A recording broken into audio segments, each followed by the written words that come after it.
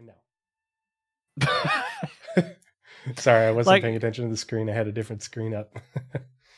he definitely has that style, and you can like or not like his style, but like the person himself, like, yeah, like don't dislike people. It's not good for you. It's not good for you. It's not good for them. It's not good for society. It's not good for life. Just like, if you don't like what they do or things they do, that's fine. Just don't like the people. I will tell you, for no other reason than just liking people. There is a new person that I do not like. I just said don't not like people. I can't not like this person. Because he's the toddler who pushed my kid over at Montessori school today. So I walk in to pick him up, and the kid walks right up to my son from behind and pushes him to the ground. So my kid falls down flat on his face and starts bawling, crying. And the teacher's like, "Oh yeah, sorry, he's really into pushing today." I'm like, "So you tell the kid no, don't do that. That's not nice." And then after she tells me that this kid's been pushing everybody down all day, including my son, I find out that this is the kid who also hit my kid on the head with a stick when they're outside playing, and that's why he has a little bruise on his forehead. I was like, all right, I don't like this kid. I don't like his parents. I don't like his entire family. No, I guess there's exceptions. Yeah, so I get to reach a major parent milestone and send my first nastygram to the principal. That's violence. Like like there's a violent bully in the class. Like that's not okay. That's never okay. Of course, this kid is a behemoth for a 2-year-old. He's like got like 3 or 4 inches and 5 pounds on my son practically. Is he like an 8-year-old that identifies as a 4-year-old? Yeah. Sorry, tangent guys. We were talking while talking while the clip was playing, and I was getting the last few things set up, and we just continued our conversation. Good evening, 07 everyone. 07 Nazeris. Good to see you, buddy. It's been a little bit. We've been busy. I've been for some reason I've been doing this too long. I've been saying this a lot. I've been doing this way too long to be as bad as I am. But again, nice invisible liquid bottle there. You're drinking space itself. But it's just I'm air. also it's far really too good, busy. Yeah, nice. O'Hare air. I'm far too busy at content creation to have this little to show for it. Like, same. It's terrible. Let's see. But I have basically most this week to get work done. What I need to do is figure out what I'm doing. Because I need to do... So basically, I need to figure out how to do cheap videos. And I hate doing cheap videos because they're cheap. Basically, like your like generic, like, what's in 322? Star Citizen's latest patch. This is an interesting ship. Like, the common currency of YouTube. You know. And I don't like it. But if I'm going to attempt to make this job, which I'm now 11 months away from the no-go of this entire endeavor. So, and that's not good because I really haven't gotten a lot done in the past month.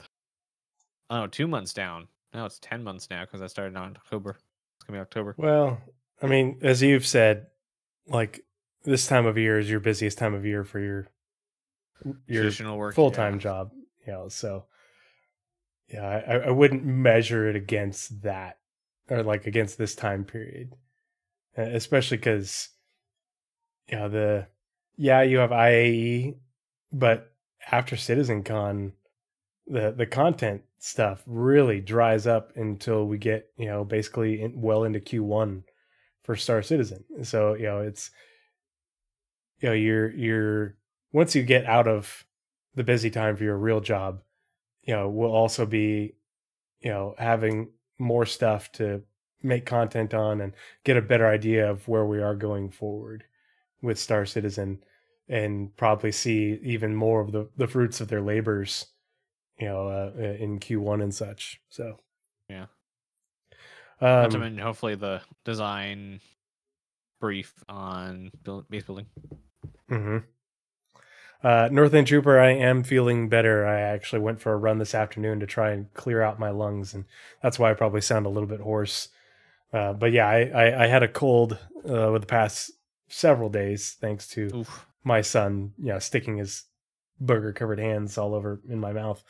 But yeah, it sucked because we had a Bar Citizen here in Boise on Saturday, and I had made plans to go, and my wife was going to her work party, so we had a babysitter, and I was just too sick, and so I stayed home. But it looked like everybody had a really good time, got to see the pictures, and so very much looking forward to the next one, but had a good turnout. So yeah. Aether Drift 369, thanks so much for the sub and your continued support. Really appreciate it. Thanks for being here live and hanging out with us. So is that the same one Zarin goes to? No, I don't know where Zarin lives. But yeah, I mean, the pictures, it's like, gosh, we all look like all of us gamers have a very similar look.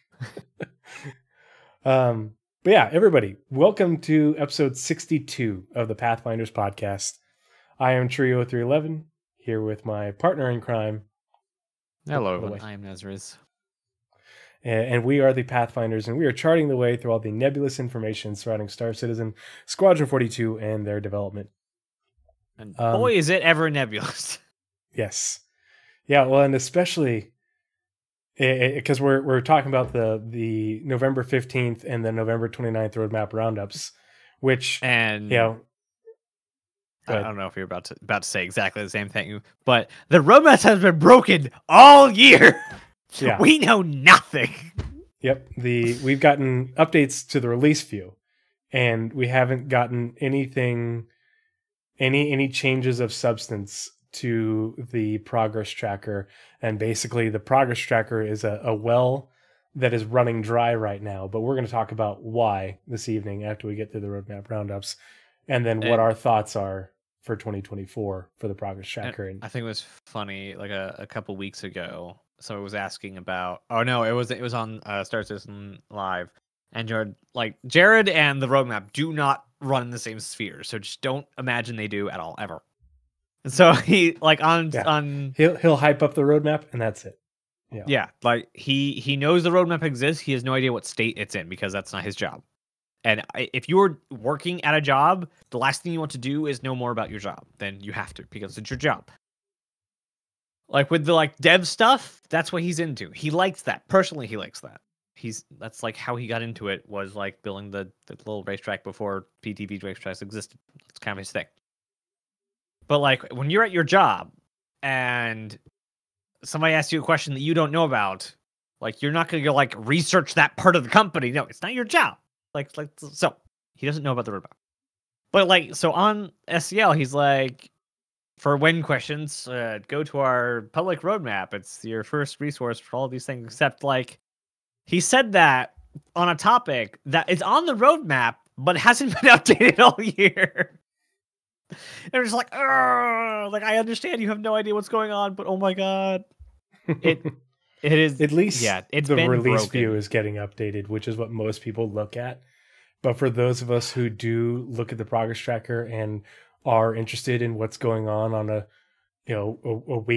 bi-weekly basis in terms of what the teams are working on and what things have been added to the progress tracker, looking at what because it gives you an idea of the short-term plans and the long-term plans, and counting devs, their priorities. Yeah, and counting devs and seeing where their dev priorities are and such.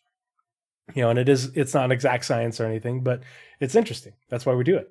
We find it interesting, and it's an additional form of insight into the development, which is what we do here. And so to have that well run dry, it's like, here's my invisible water thing, and there's no water in it, and I'm like, give me more. Oh, I'm so thirsty. I think it's really funny that the bars for Squadron were getting close to the end, and most sensible content creators were like, no, that doesn't mean anything.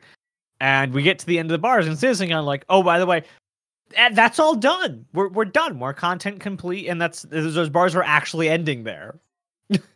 And now they're reordering all the teams to do this kind of other stuff. It's just like, oh no, they're actually done with all this crap. Yeah. We were just expecting them to go longer. Since the early 2021, we've just been looking at like, okay, yep, then that's just going to get, when the new quarter comes in, then they're going to update the downstream teams, and Squadron 42 teams will get their, all those little Squadron 42 bars will go out to the next quarter, and all of a sudden they're not. And it's like, wait, what? Yeah, like the closer we got to CitizenCon, everyone's like,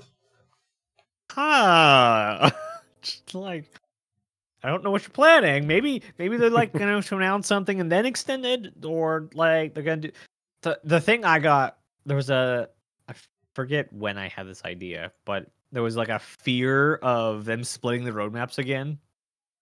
Do you remember when we had 2 roadmaps? Mm-hmm. One for Squadron? Yeah. Oh dear. Yeah. Boy, you want to see it get really nebulous. Do that again.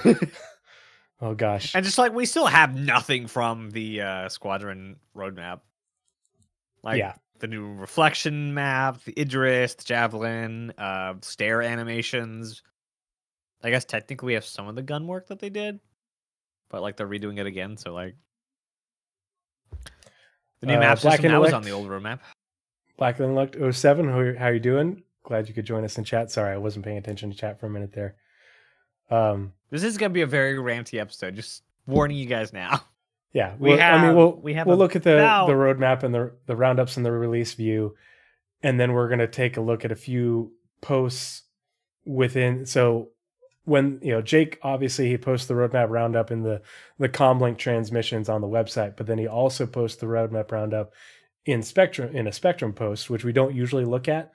Unless there's relevant comments in there. And so we're going to take a look at those comments because they are important and most people miss out on those comments from Jake. And we're also going to put those into context with a post from a roadmap roundup from early in the year, and talk about our individual expectations for what we think it means for the progress tracker and the roadmap and CIG going forward, based off of Jake's commentary and what we've seen sort of hinting at that in recent history. So that's sort of the theme for this evening. I would love to see a view count on the release view, the progress tracker, the roadmap roundup, and then where everyone reposts their version of the roadmap roundup. Like, there's the Reddit one that Shiny helps with. There's Shiny's update and his Delta report. And I'd love to see the view counts in all these different places to see what information the majority of people are getting. Are they getting the super boiled down version that posted on Reddit with the this didn't move, this moved, this is starting, this is ending? Like, that's all you get. The one that Odysseus does? I think so, yeah. Yeah. Like, super boiled down one. Pardon me. If I'm coughing a lot, it's just because I ran and it's cold outside today, and so my lungs are all dry. Jixa Sundragon 07, thanks for joining us this evening. God bless Jake. I hope he gets some rest this holiday. Yes, yeah. All the community team entirely has been with that CitizenCon, and you were there, Black Intellect. We got to meet. But nice. Yeah, that whole endeavor was the community team, and whoa. Yeah, the CitizenCon team is a subset of the community team. Yeah, and I cannot wait to see what they're cooking up. They wear multiple hats. Before I switch screens and bring up the November 15th roadmap roundup, I want to see if anyone in chat. If you're not watching and you're just listening, watch real quick, look on the screen, and see if you can tell me what has changed or what's different. And we'll see how good your attention to detail is, if it's as good as mine. Is it the sub-goal thing? Nope. No? Okay. I'm going to be very upset. we'll change screens, but it's something that's up on the screen right now. If you look very closely and you've been paying attention, you might notice the difference. You might not, just because maybe you don't see these things as much as I do, but there's definitely a change on screen, and I want to see if anyone else picks up on it before the end of the show. Shimpasta, hello. So it'll be on this screen and the next screen. Mm-hmm. I'm surprised you already forgot. You told me? Yep. We were talking about it before we switched over. Is it the thing that you realized? And yeah. made mention of? Oh, okay. Well, not interesting. Thinking way too like, is it what pixels? What pixels did you change on the background? Like, no. Nothing changed on the stack up goal. Actually, I should, since we have an update, we've seen updated imagery for the star map. I should update our background. I'd be neat. To pay homage to Zane, because this is original Zane concept art behind us. I'll find a good shot from the CitizenCon presentation, and we'll update this and bring it up to 2023 standards. Pardon me. Oh, geez. All right, so let's go ahead and switch screens and I gotta get rid of my bookmark bar. There we go. Speaking of 2023 standards, I'm going to attempt. I'm gonna send this to you as a recent thumbnail I made. Oh. Ooh, that came out nice. I learned some new tricks. The only thing I would do is maybe make the text a little bit thicker. Yeah, that is the thinnest version of that text, and but other than that, like looks a cool. Couple hours after, yeah. So that's gonna be the default thumbnail. There we go. Default thumbnail for live streams. The Aether Drift, the background has not changed, but I will update the background. I'll probably just get the shot from when they zoomed all the way out with the Stanton system or something, or something like that, or maybe when they showed us the, I don't know. We'll see. I'll give you guys a hint. It's super mundane. It's most people. Well, no, I'm not gonna give that hint. That would give it away way too easily. I'll tell everybody what it is after we get through the November 15th Roadmap Roundup, and then all right, you guys will laugh at me and be like, "Really? You know, you pay attention to that?" He's far too excited about this, and I don't. Okay, I'll rant later because then I can do it with reference. So as we are to do, we like to read the headers of all the documents that we read from CIG. That way we communicate directly to you guys the purpose of the document we are reading. So the header for the Roadmap Roundup 11/15/23 says, "Happy Wednesday, everyone. Every 2 weeks, we accompany the Roadmap update with a brief explanatory note to give you insight into the decision-making that led to any changes. This is part of an effort to make our communications more transparent, more specific, and more insightful for all of you who help make Star Citizen and Squadron 42 possible. With that said, let's go ahead and dive into this week's Roadmap Roundup, the community team." Oops. There we go. Sorry, oh god, now I'm just hearing bagpipes. I saw the screen. Oh gosh, dang it. Your desktop is an audible picture, and it's all bagpipes. Let's see. Report and spam. Goodbye. Oh, bad people.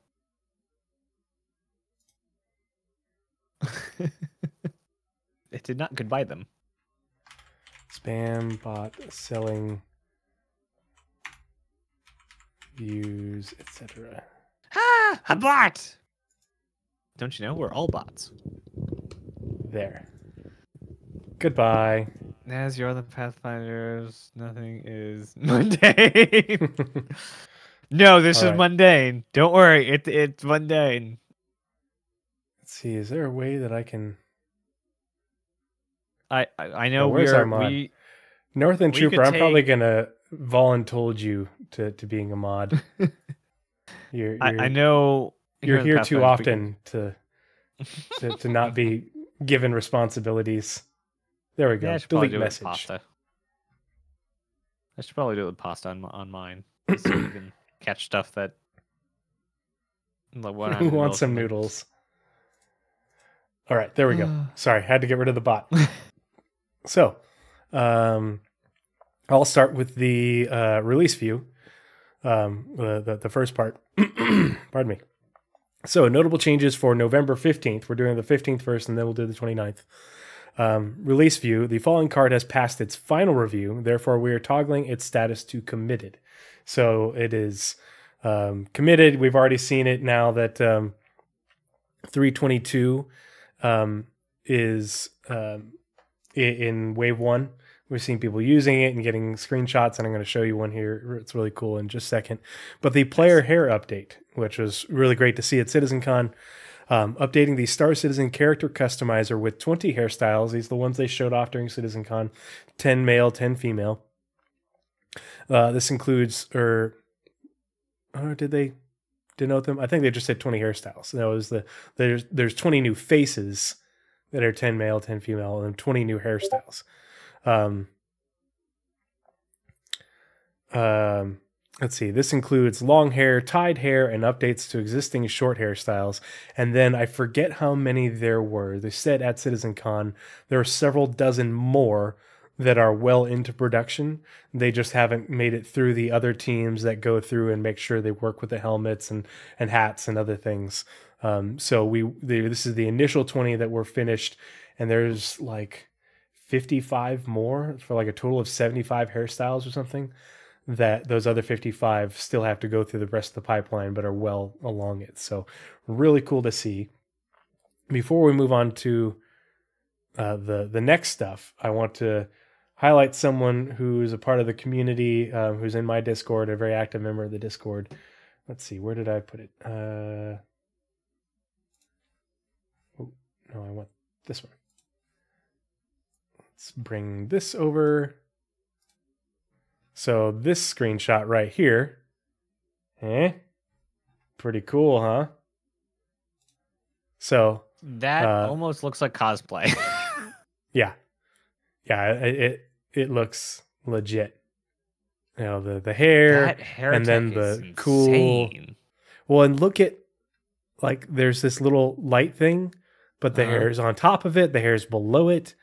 Like that's why I wanted to bring this up, because of, this shows the work that those teams afterwards in the pipeline do in order to make the hair work with these sorts of things, the glasses, the hats, and such.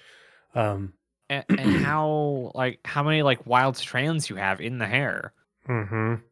Yeah, like that's a realistic thing that like not a lot of games do. Is they'll have their hairstyle, and that will be the hairstyle. It's very like conformed.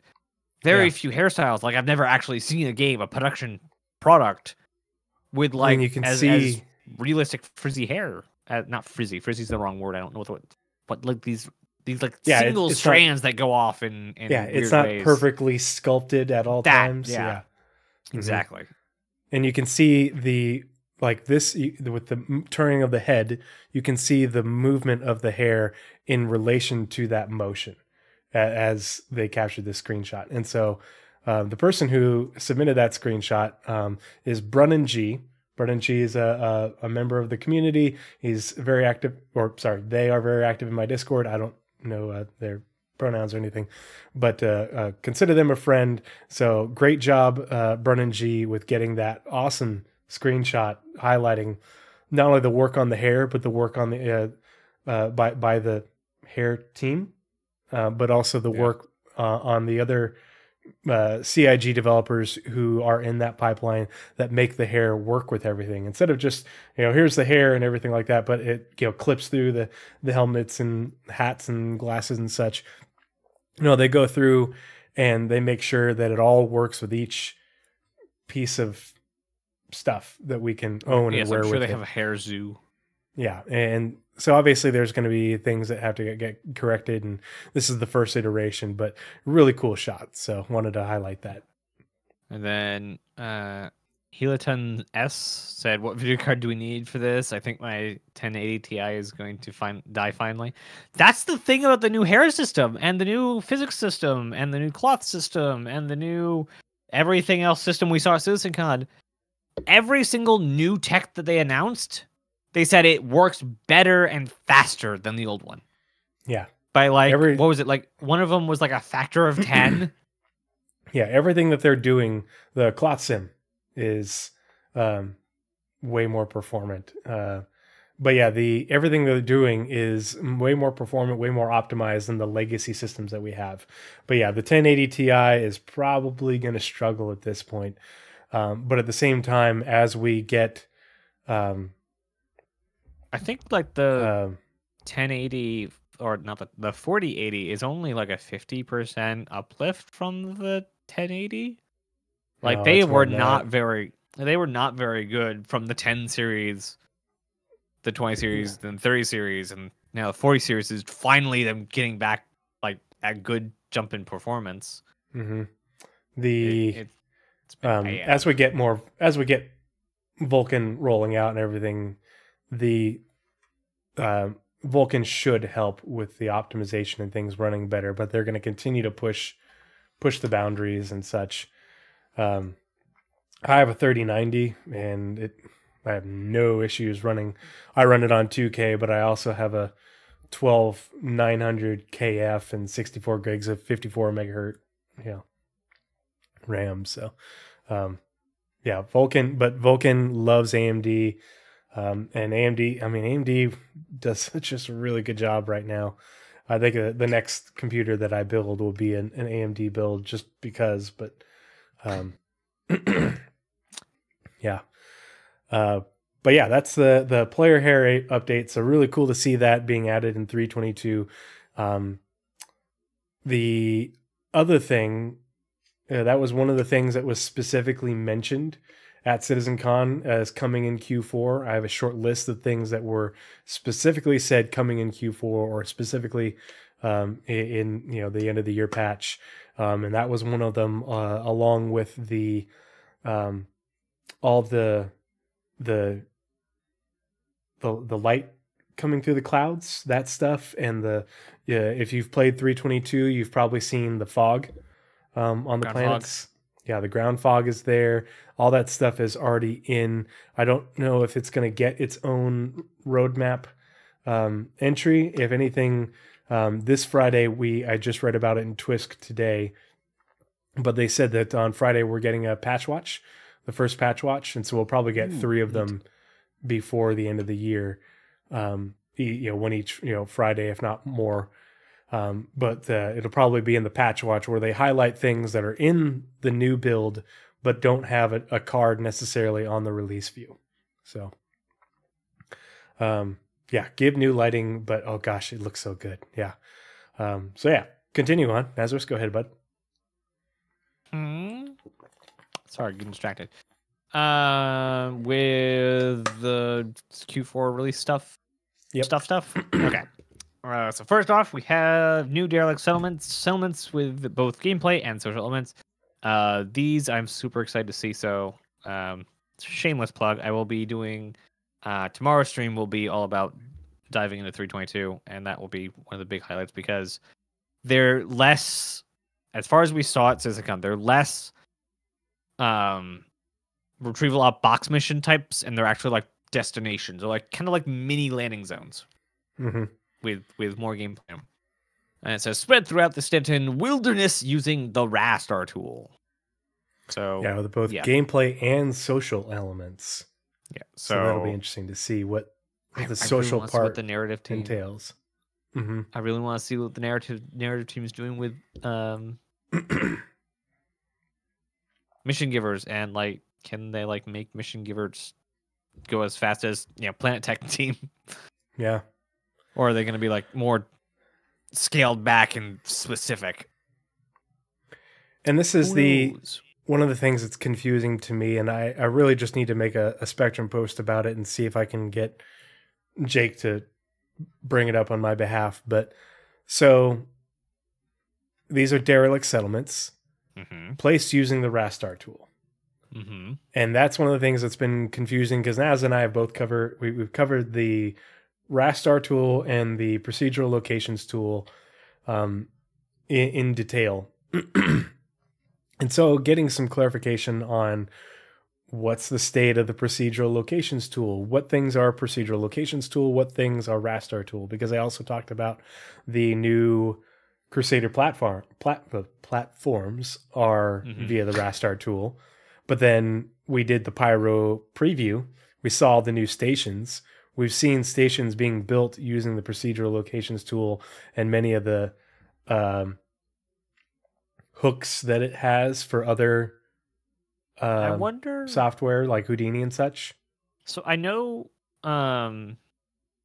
crash sites are procedural location.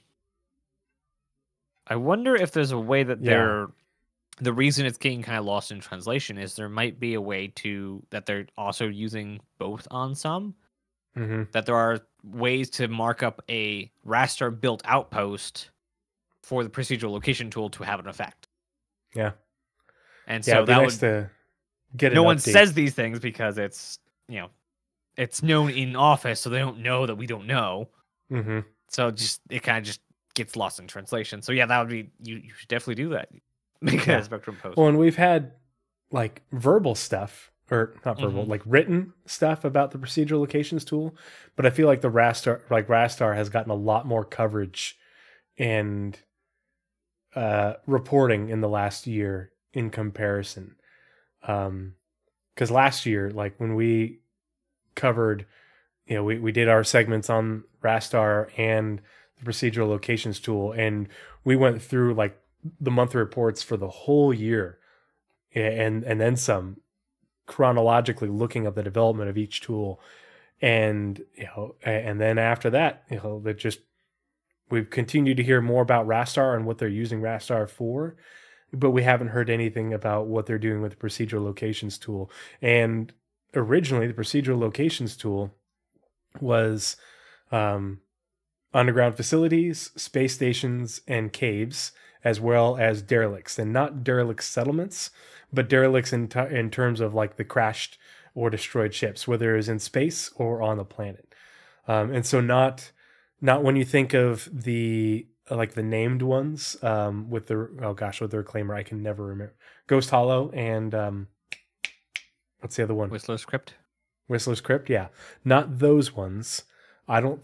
Those ones are not. Those are I guess considered. They're not derelict settlements, but I think those ones, because it's a derelict ship, are still part of the procedural locations tool as it was described before, and they had talked about using it in order to like the. I thought those were like the definition of a derelict outpost because there's a derelict ship in them. Well, like the derelict settlements aren't. There's not it's not built around a crashed ship. It's there are just derelict pieces of ships.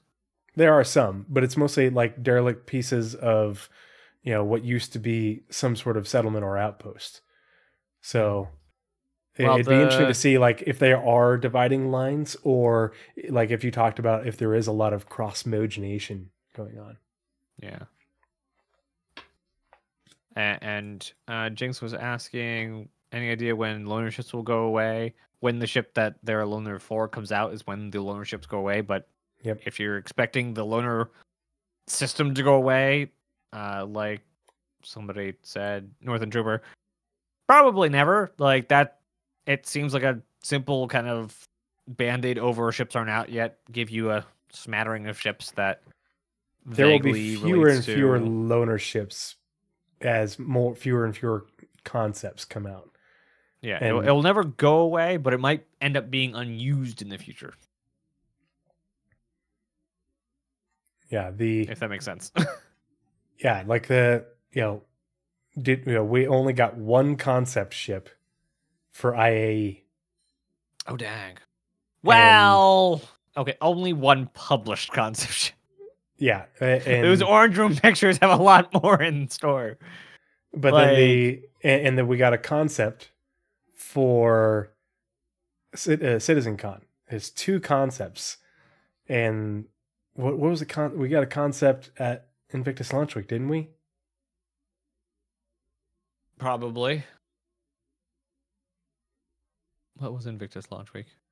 Ooh, okay. So, Black Intellect just posted patch for 322. Derelicts listed. Yep. Hurston locations. Stop chat. Zephyr, Maker's Point, Ludlow, Pickersfield, Finn's Folly, Weeping Cove, Cutter's Rig, and Rappel.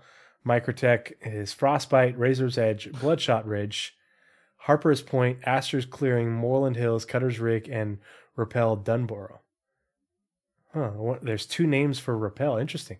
Black Intellect, do you have like a... Were those in the patch notes?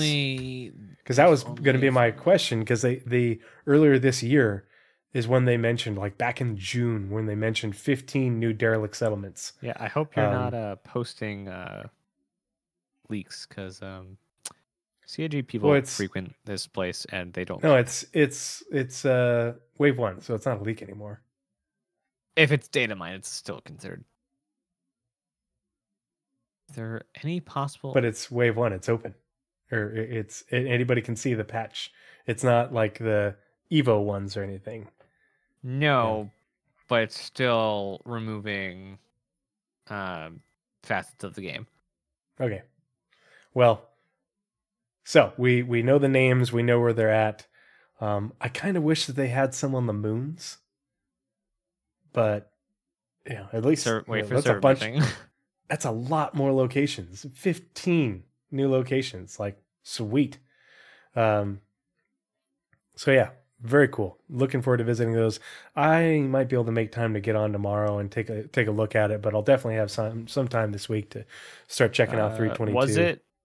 Was it the Storm wasn't a concept. Cutter, Spirit, Centurion. Maybe we didn't have a concept at Invictus Launch Week. I feel like we've only had like 2 or 3. Obviously there's variants, but 2 or 3 concepts this year. Everything else has been straight to flyable, or a release of a ship that was a concept prior to. Yeah, they've released so much crap this year. Yeah. Continuing on, Arena Commander, new map, Bloodshot Ridge. So one of the derelict settlements we just looked at. One of Stanton's new derelict settlements joins Arena Commander for all FPS modes and all flight modes, excluding Classic Race and Pirate Swarm. So all flight modes. This part has me very excited, and this is something I wanted to talk about because... Which also includes free fly. Yep, exactly. That's very strange. And... So here's my question. Because they're doing multi-crew and spawn locations. Yeah, I was about to say Theaters of War when. And, Theaters of War when, but also my thing is I one of the things I do the most in game is I do the relic expeditions with Lore, the Astropubs organization. And so we like to fly around in the Valkyrie and go do raids on derelicts and derelict settlements to recover artifacts after killing pirates. And I have been wanting to practice my hot drops. I want to. I wanted to practice my hot drops so that way we could. Obviously the NPCs aren't very difficult right now, but they're going to be more difficult in the future. They're going to get reinforcements that matter, not just the cut list that comes in, lands, and you blow it up and the guys never hop out. Eventually it's not going to be a thing. There's going to be more defenses and such. And so I wanted to practice my hot drops so that way I could, come in fast and hot, do a flare landing and disembark a Ursa rover, with the ground team, and then I would pick back up and then fly orbit and have like my turret gunners basically AC-130 Spectre gunshipping the the derelict settlement as the rover approaches with the fire team, flanking it and everything to make it A, look really cool and more cinematic, but B, to sort of practice how you play for the future. Well, the best way to practice hot drops is in Arena Commander, but until recently, there's only been the free flight mode on, in terms of planet of the racing planet, green, right? Yeah. And so now I can practice hot drops on an actual target that we have in game on a planet with gravity and atmosphere, and so I'm curious, okay, if I can do this in free flight on Bloodshot Ridge, can I also bring in people to practice doing the disembarking and hitting the target and such, and so I'm very curious to see how this plays out. There's also, they don't have a word, technically. They haven't used a word for vehicle modes. Because they say all FPS and all flight modes. What is tank battle? Is there a tank battle at Bloodshot? So, can we spawn vehicles there in free flight? Maker's Point is also one of the new settlements. A rough and stormy settlement on Hurston. Maker's Point makes all its way to all FPS modes, so not shipped, only FPS in Arena Commander for its debut. So we have Bloodshot Ridge, which is both FPS and flight, and Maker's Point, which is just FPS. And I wonder if they intend to add the flight modes to it, because it's interesting that they didn't have time. I would imagine they have some way of validating qualities of a map, and some will be one, some will be the other, some will be both. And I would imagine that Maker's Point's not a good not a good place for flight for whatever reason. Maybe it just doesn't add anything. Rough and stormy.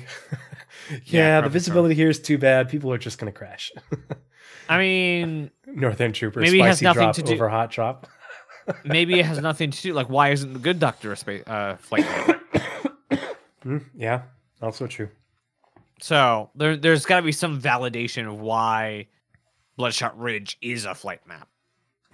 And I would actually really like, I guess Broken Moon's kind of like this, but you know how like a lot of the cinematic, like 100 people, 50v50 flights are that like low orbit kind of area with their fights? I would like a map that's right there. It's like just far enough away from the planet to where you can like see like a good amount of space, but doesn't go too far away to where like the planet's not taking up half your screen anyway. Like that kind of low orbit dogfighting. And maybe Bloodshot Red's that mission. I don't know. Anyway, the last thing on the current list is Arena Commander multi-crew and spawn locations. Updating all the maps. So this is all backwards compatible. They're keeping Arena Commander up to date. No longer is it getting an update and then getting stale. To spawn location system for utilizing a new spawn location system for spawning selection. Hopefully this means less spawn killing because you end up spawning right in front of somebody. This update also enables a long-awaited introduction of multi-crew into Squadron Battle, Pirate Swarm, Vandal Swarm, Team Tank Battle, and Free Flight. No mention of Tau yet, but soon.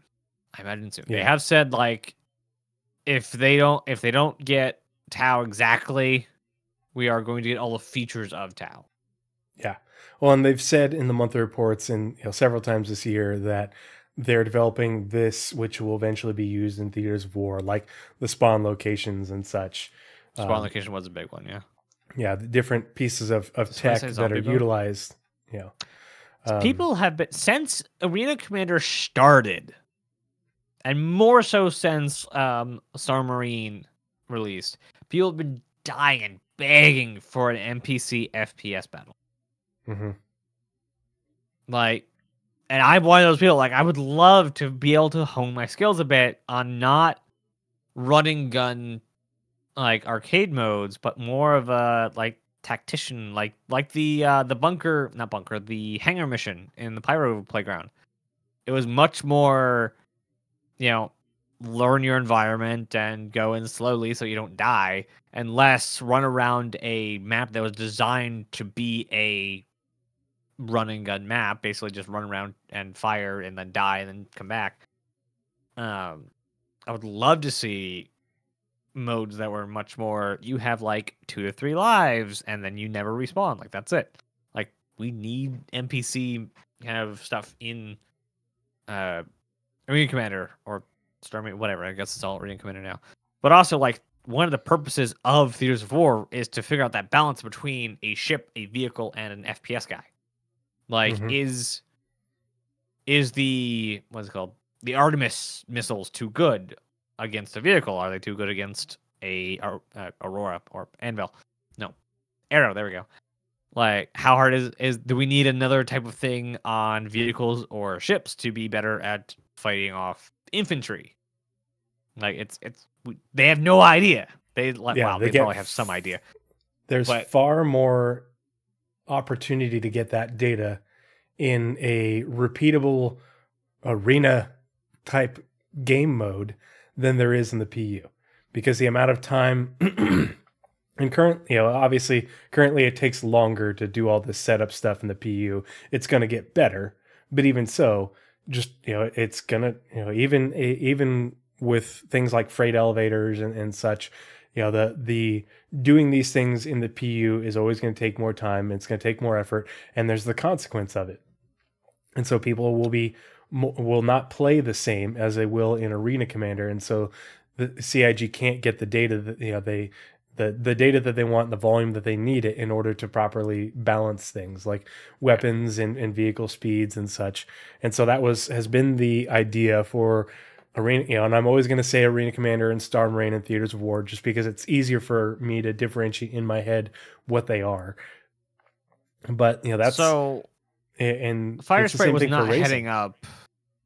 Firesprite was not heading up Arena Commander. There was a Arena Commander team, or a team that was also assigned to Arena Commander. Firesprite was helping that team. Yeah. So there was kind of a liaison team inside of CAG that was working with Firesprite. Firesprite did complete all the work they were given before being bought up by Sony. That was, in addition to being bought, they were able to fulfill their contract. So it didn't hold anything back. So it's not like they lost something with Firesprite going away. They did their job. Well, and some of the Firesprite people left Firesprite and came to CIG. Oh, did they really? Oh my gosh. Yeah. That's good, I think. Not all of them, but a handful actually did come over from there. So yeah, and they are going to, as you were talking about, they are going to be slowing down the game a lot as stuff where cargo comes in, like a lot. They've already, like, Death of Spaceman, cargo elevators. I know there's a lot of other stuff, halves, distribution centers, all this stuff. Basically, every update we get from now till they stop working the game is going to slow down the game. Yeah, we're going to get lots of tools to do things more efficiently. Like, we get our freight elevators. We're going to have our cargo boxes to be able to, put all of our stuff in. It's going to pay dividends to plan and get organized in advance and do it once versus having to do it every time you log in. But at the same time, doing any of these things is going to take time, and that's there in order for you to appreciate and understand the scope of the universe that they're building and the game that they're building. And so it's just a different game, but it's also that people, it's all of Arena Commander, Arena Commander, Star Marine, and Theaters of War is not only a tool for CIG in terms of balancing purposes, but it's also it's a product.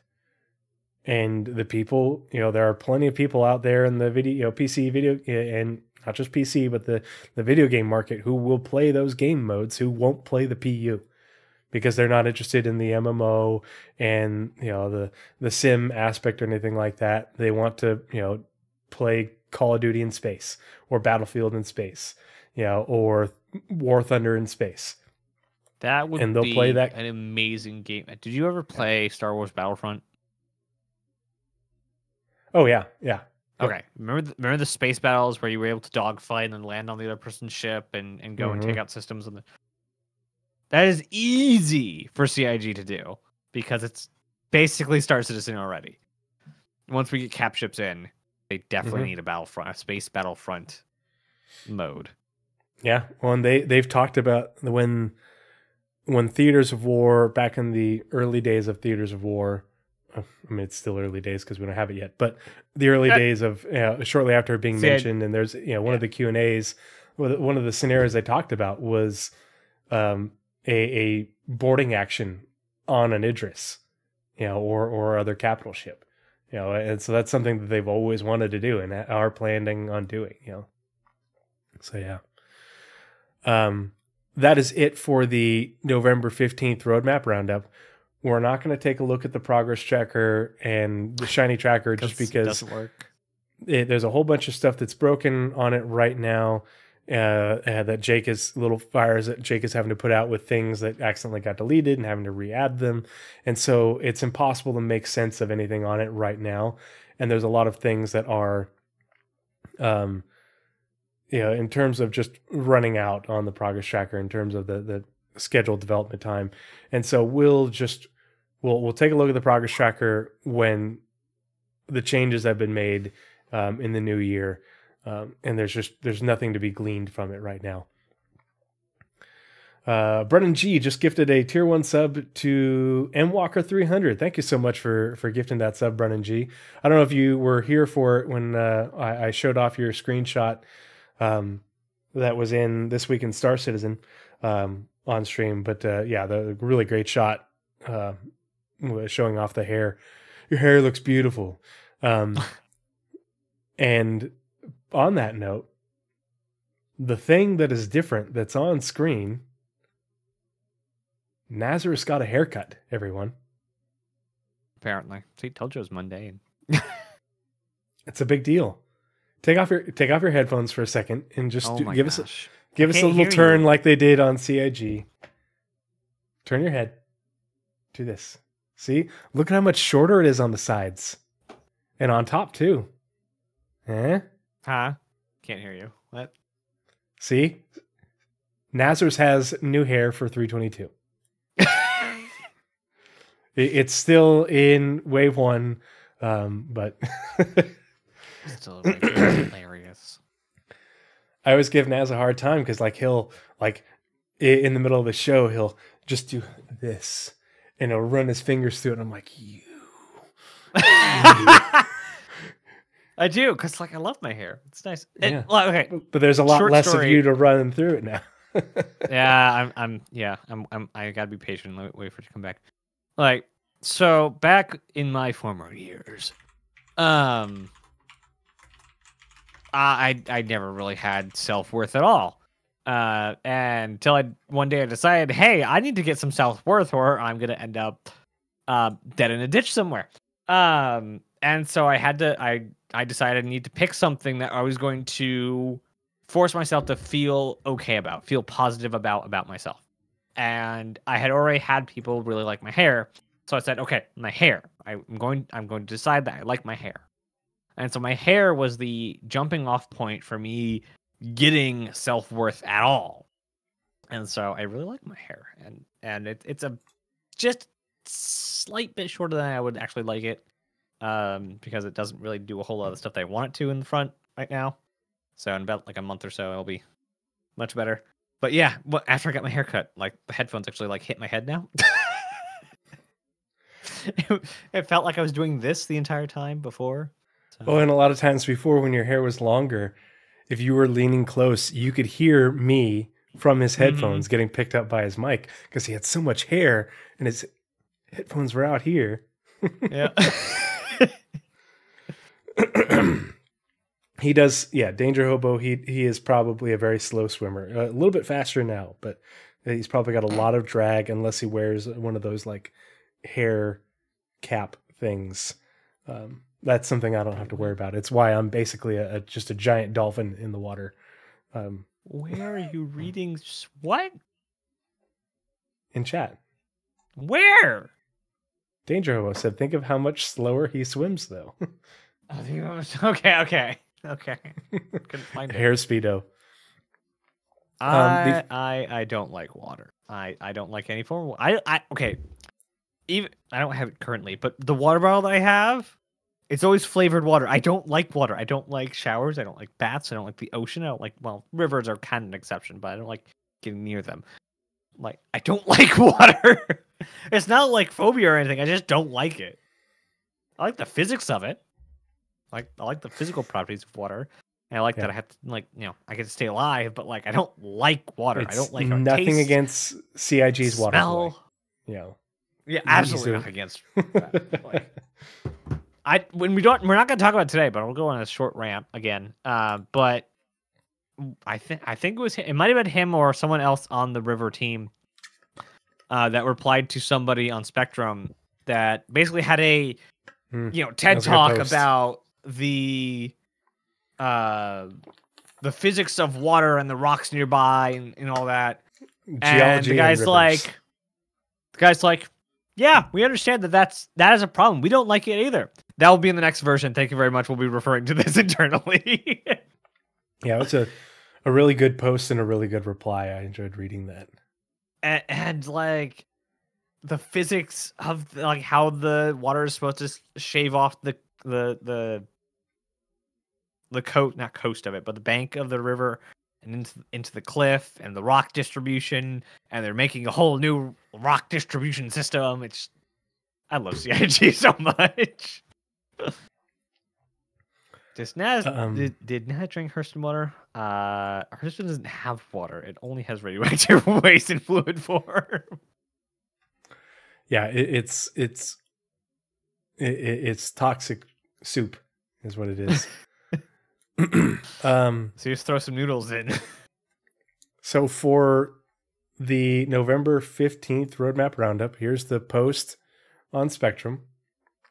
And then Jake, the reason I wanted to bring this up is because Jake made several replies to both this one and then the 29th Roadmap Roundup.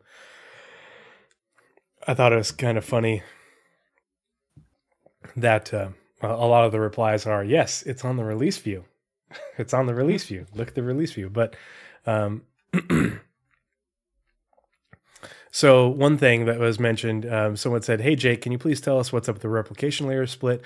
According to the latest roadmap, it should be included in 321.1 plan, but this will go live on Friday at the latest. This was a couple weeks ago. Jake replied, hello, we added this card to the roadmap in the 321.x cycle, not specifically for 321.1. Keep an eye out for testing of this on the preview channel pretty soon.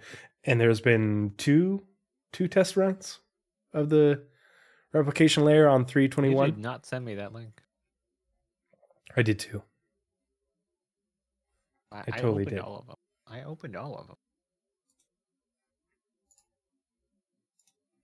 Definitely not the one you sent me. Like, I have a different quote here from him. Oh, okay. Well, I meant to send you. Yeah, I sent you the thread for the 15th and thread for the 29th. It's just linked to a different quote. Okay. You sent yes. The more important quote that we're going to get to. Yeah. See all that. There we go. I found it now. Gosh, dang it. Nope. And then down here. See, did you hear that? No. I heard it. What? I heard my voice through your headphones into your mic. Oh. Because you were adjusting. Pseudo Nick said, will there be a progress tracker update before the end of the year? It's looking a bit anemic. Yes, we know. So Jake says, hey, Nick, potentially yes, although we're undergoing a bit of a shuffle at the moment due to Squadron 42 moving into polishing and resources moving around. We don't want to put an update out and then change it when published later and give you all whiplash. And there will be more on this when we get to the Spectrum post for the November 29th Roadmap Roundup. But so the that was the first hint of what we're expecting going forward. And then we are not getting the full character customizer in 3.22. This is just new hairstyles for now. But as a reminder, I think it was the September monthly report.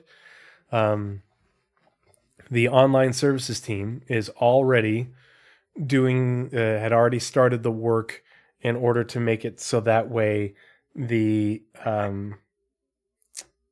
character customizer was hooked into the entity graph or something. I forget what all the details were, but essentially make it so that way your character would persist between patches and all that, and to also be able to export that data, share it, what have you.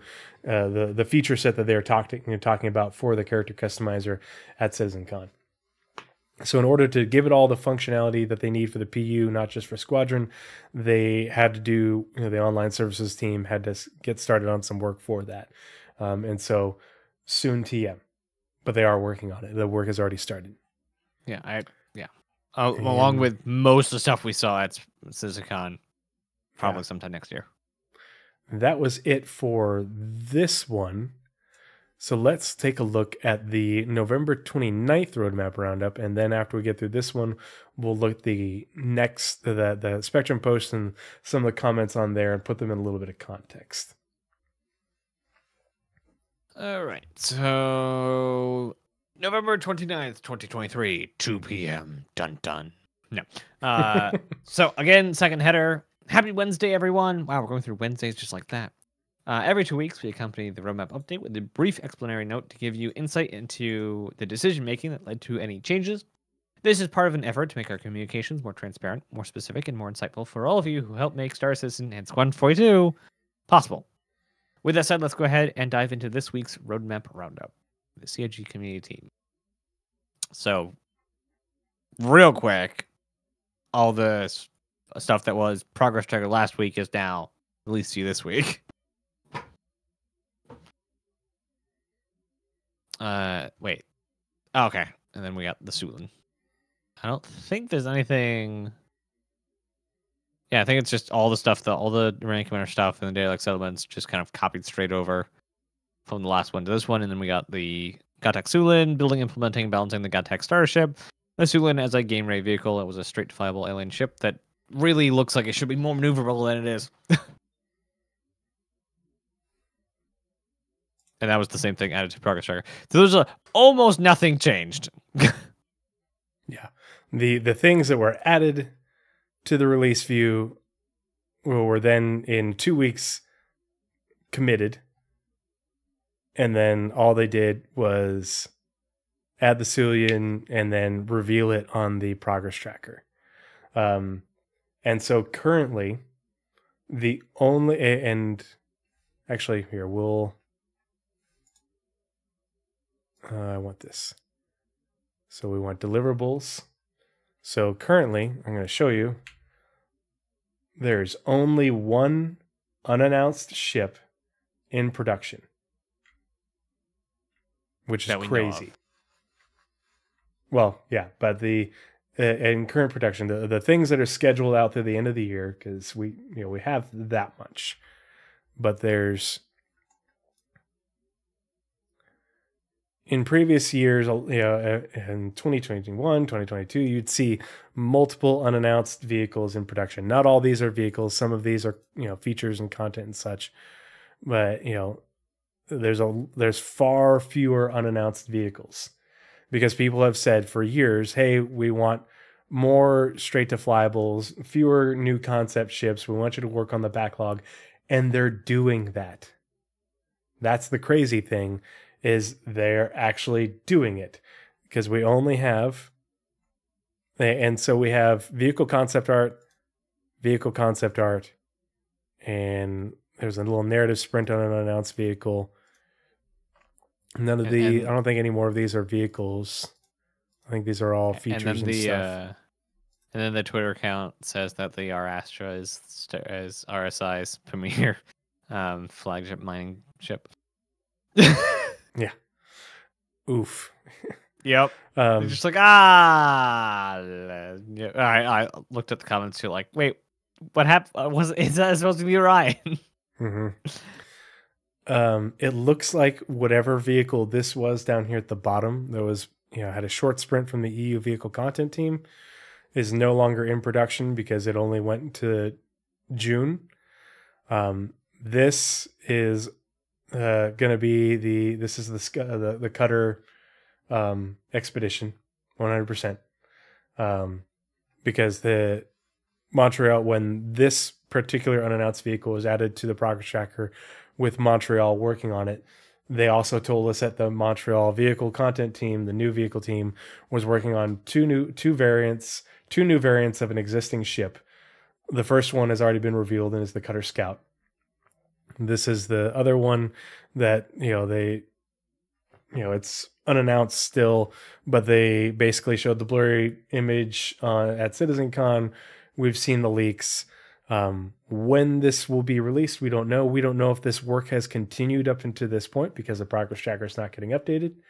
But as of the last time the progress tracker was updated, this was the only unannounced vehicle in production, and there are only 2 other concepts that were unannounced, which is crazy. This is a good thing, people, that they're doing straight to flyable, that they're working on the backlog, that it's not so much, just JPEGs anymore.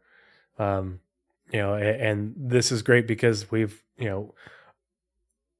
only gotten 2 new concepts this year, the Arastra and the Zeus. So yeah, because they didn't do a concept sale for this. What's it called? They didn't do a concept sale for the Fury or the Storm. Nope.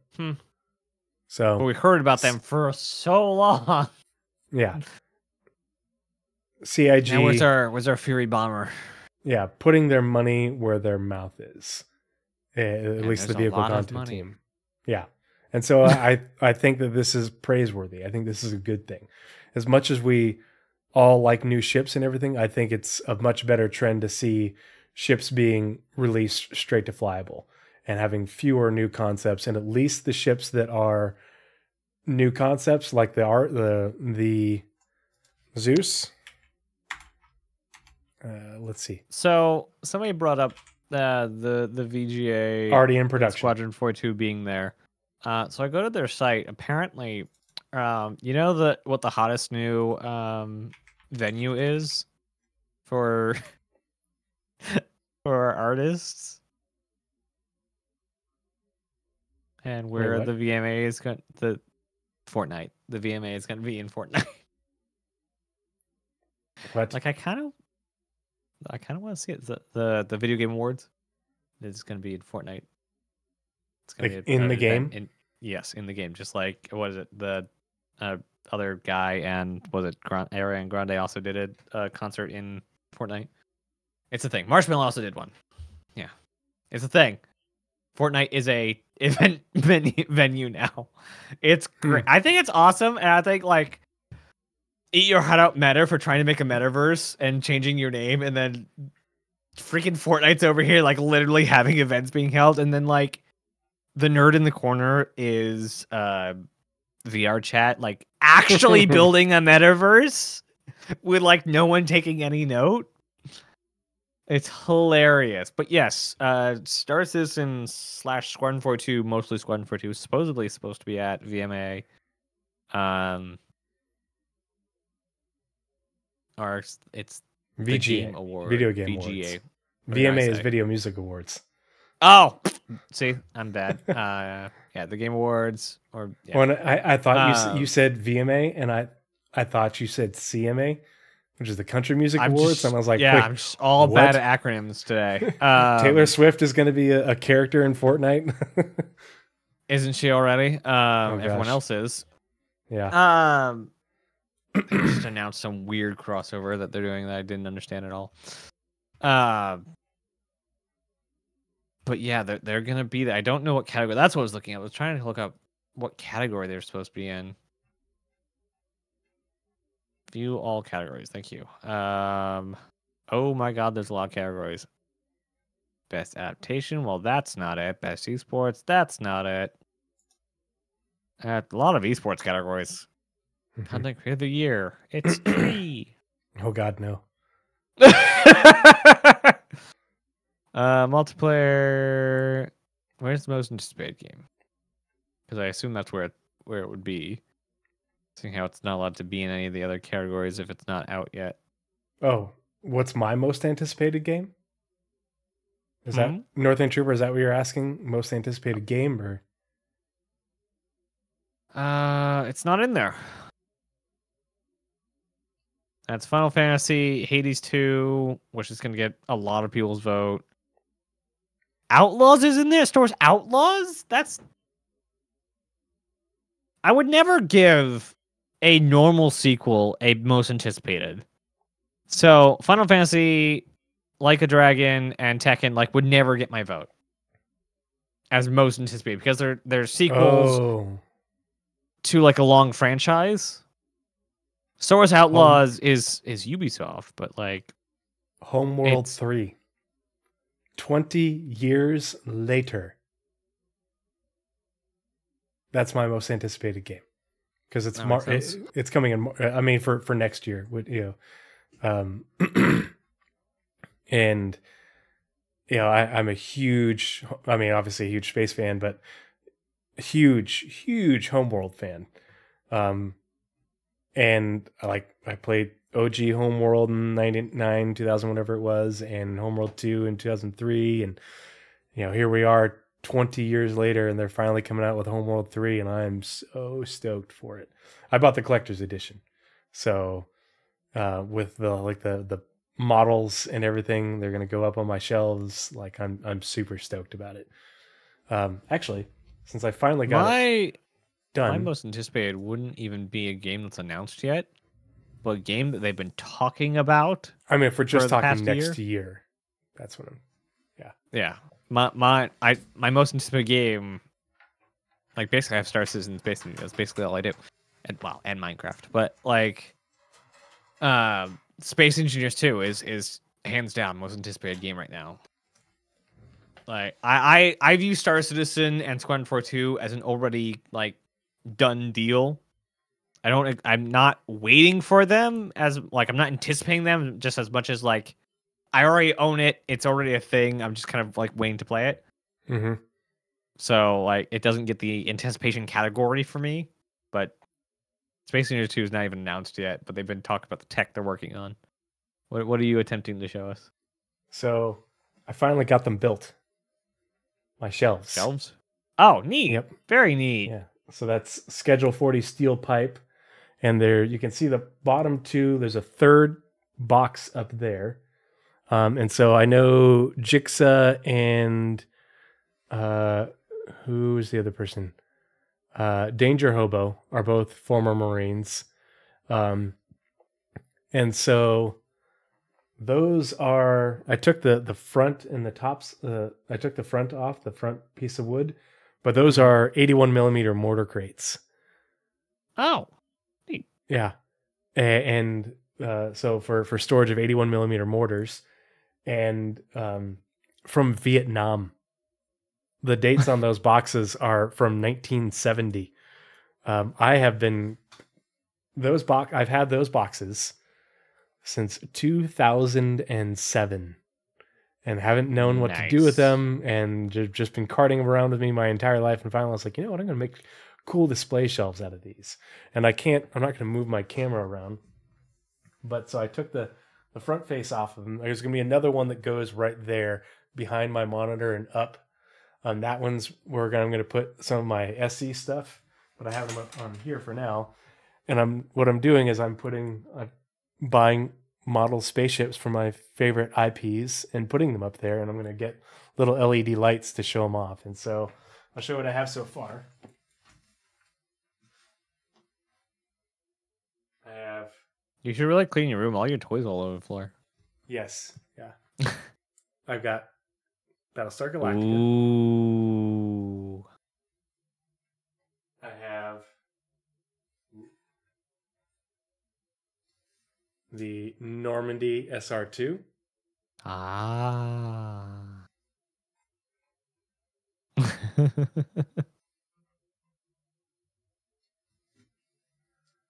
The Rocinante.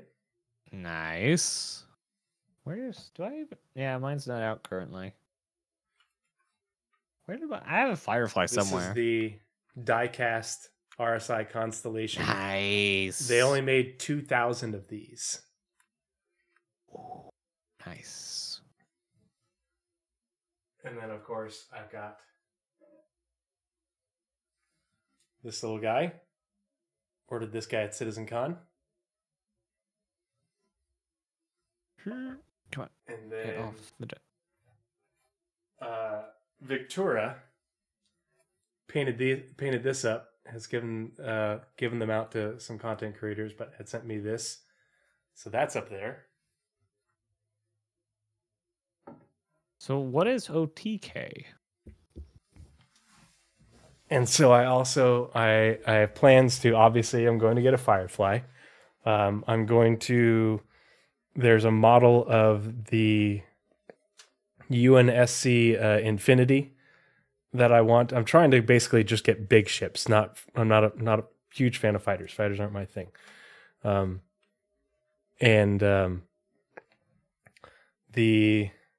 gonna get the UNSC Infinity from Halo, the Firefly, and the Sulaco from the Colonial Marines Sulaco. Because as much as everybody likes like Prometheus, and then what's the other one? OG aliens. I forget. Dang it. That everybody. Anyway, it's Colonial Marines, so I like the Sulaco. I'm getting one of those.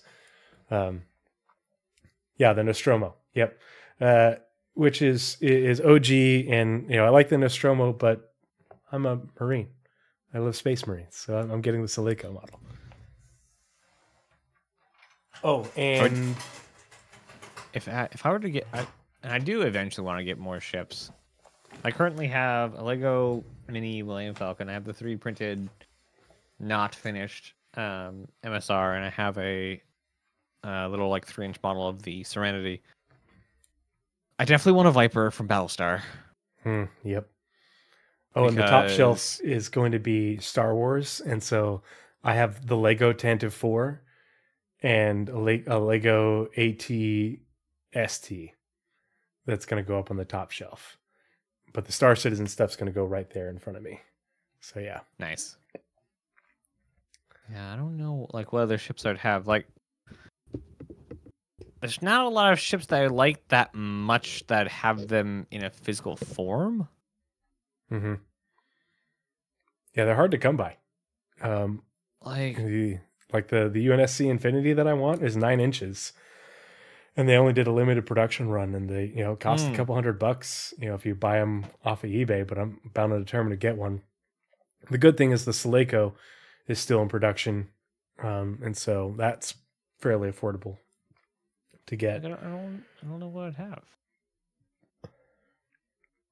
But yeah, I just don't know what I would like. What fiction would I pull from that I would want a physical form of it, not just a digital form of it? Mm-hmm. So obviously the November 29th Roadmap Roundup was not that interesting because it was stuff that was already seen, and basically congratulations, in 2 weeks they finished their final reviews and they're committed, and now we're already seeing these things in 322. Yeah, they basically told us PTU. We're putting this stuff into review. Mm-hmm. Congratulations, it passed. That. Yeah, I think the biggest question I have is the Arastra one of the concepts that's on the roadmap, or when was it concepted? How long ago was it concepted? Because there's only a couple things that are left that are concept art on the roadmap, and they're small. So,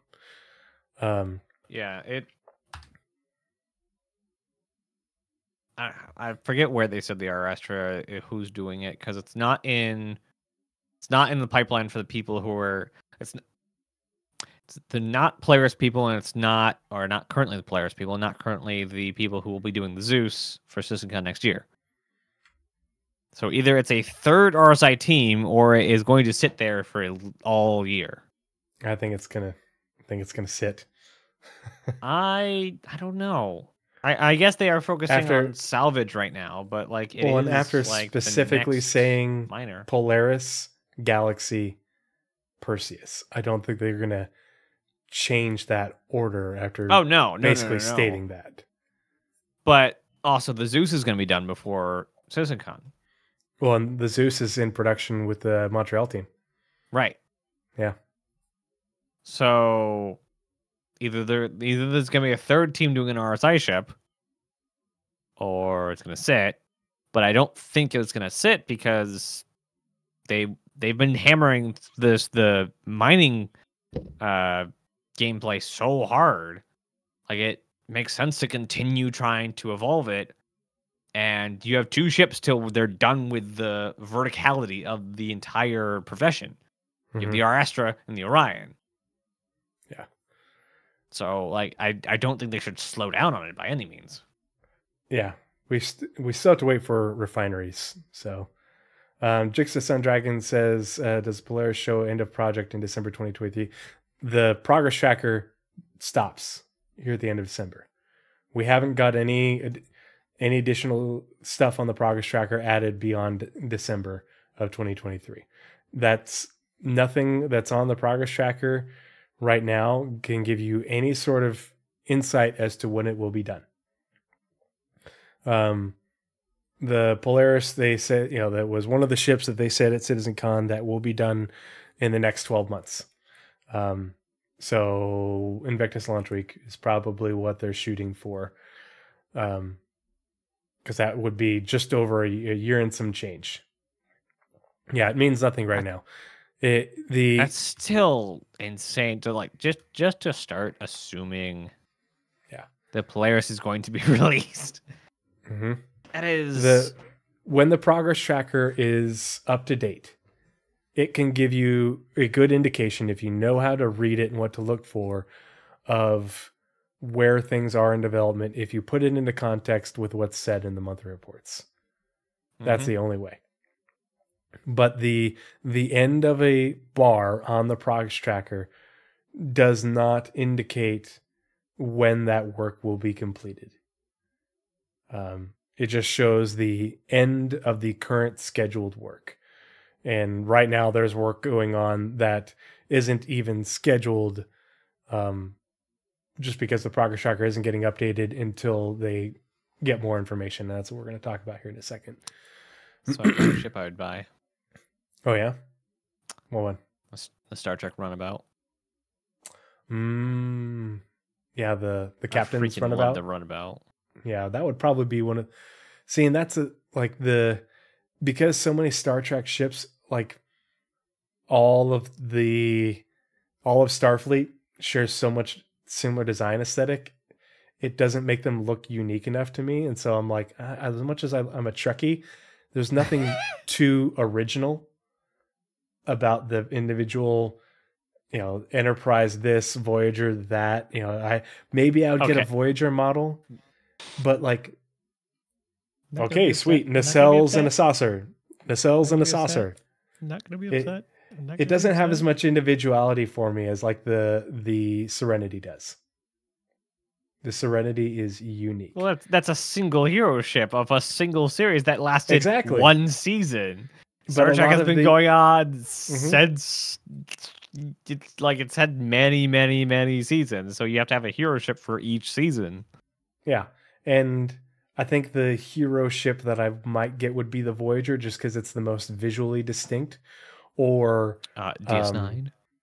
Well, not the station for DS9, but the oh gosh, what was their super badass little frigate thing that they had? That depending on which portion of the series you're in is a shuttle or an entire battleship. Yeah, yep. It would be the Defiant.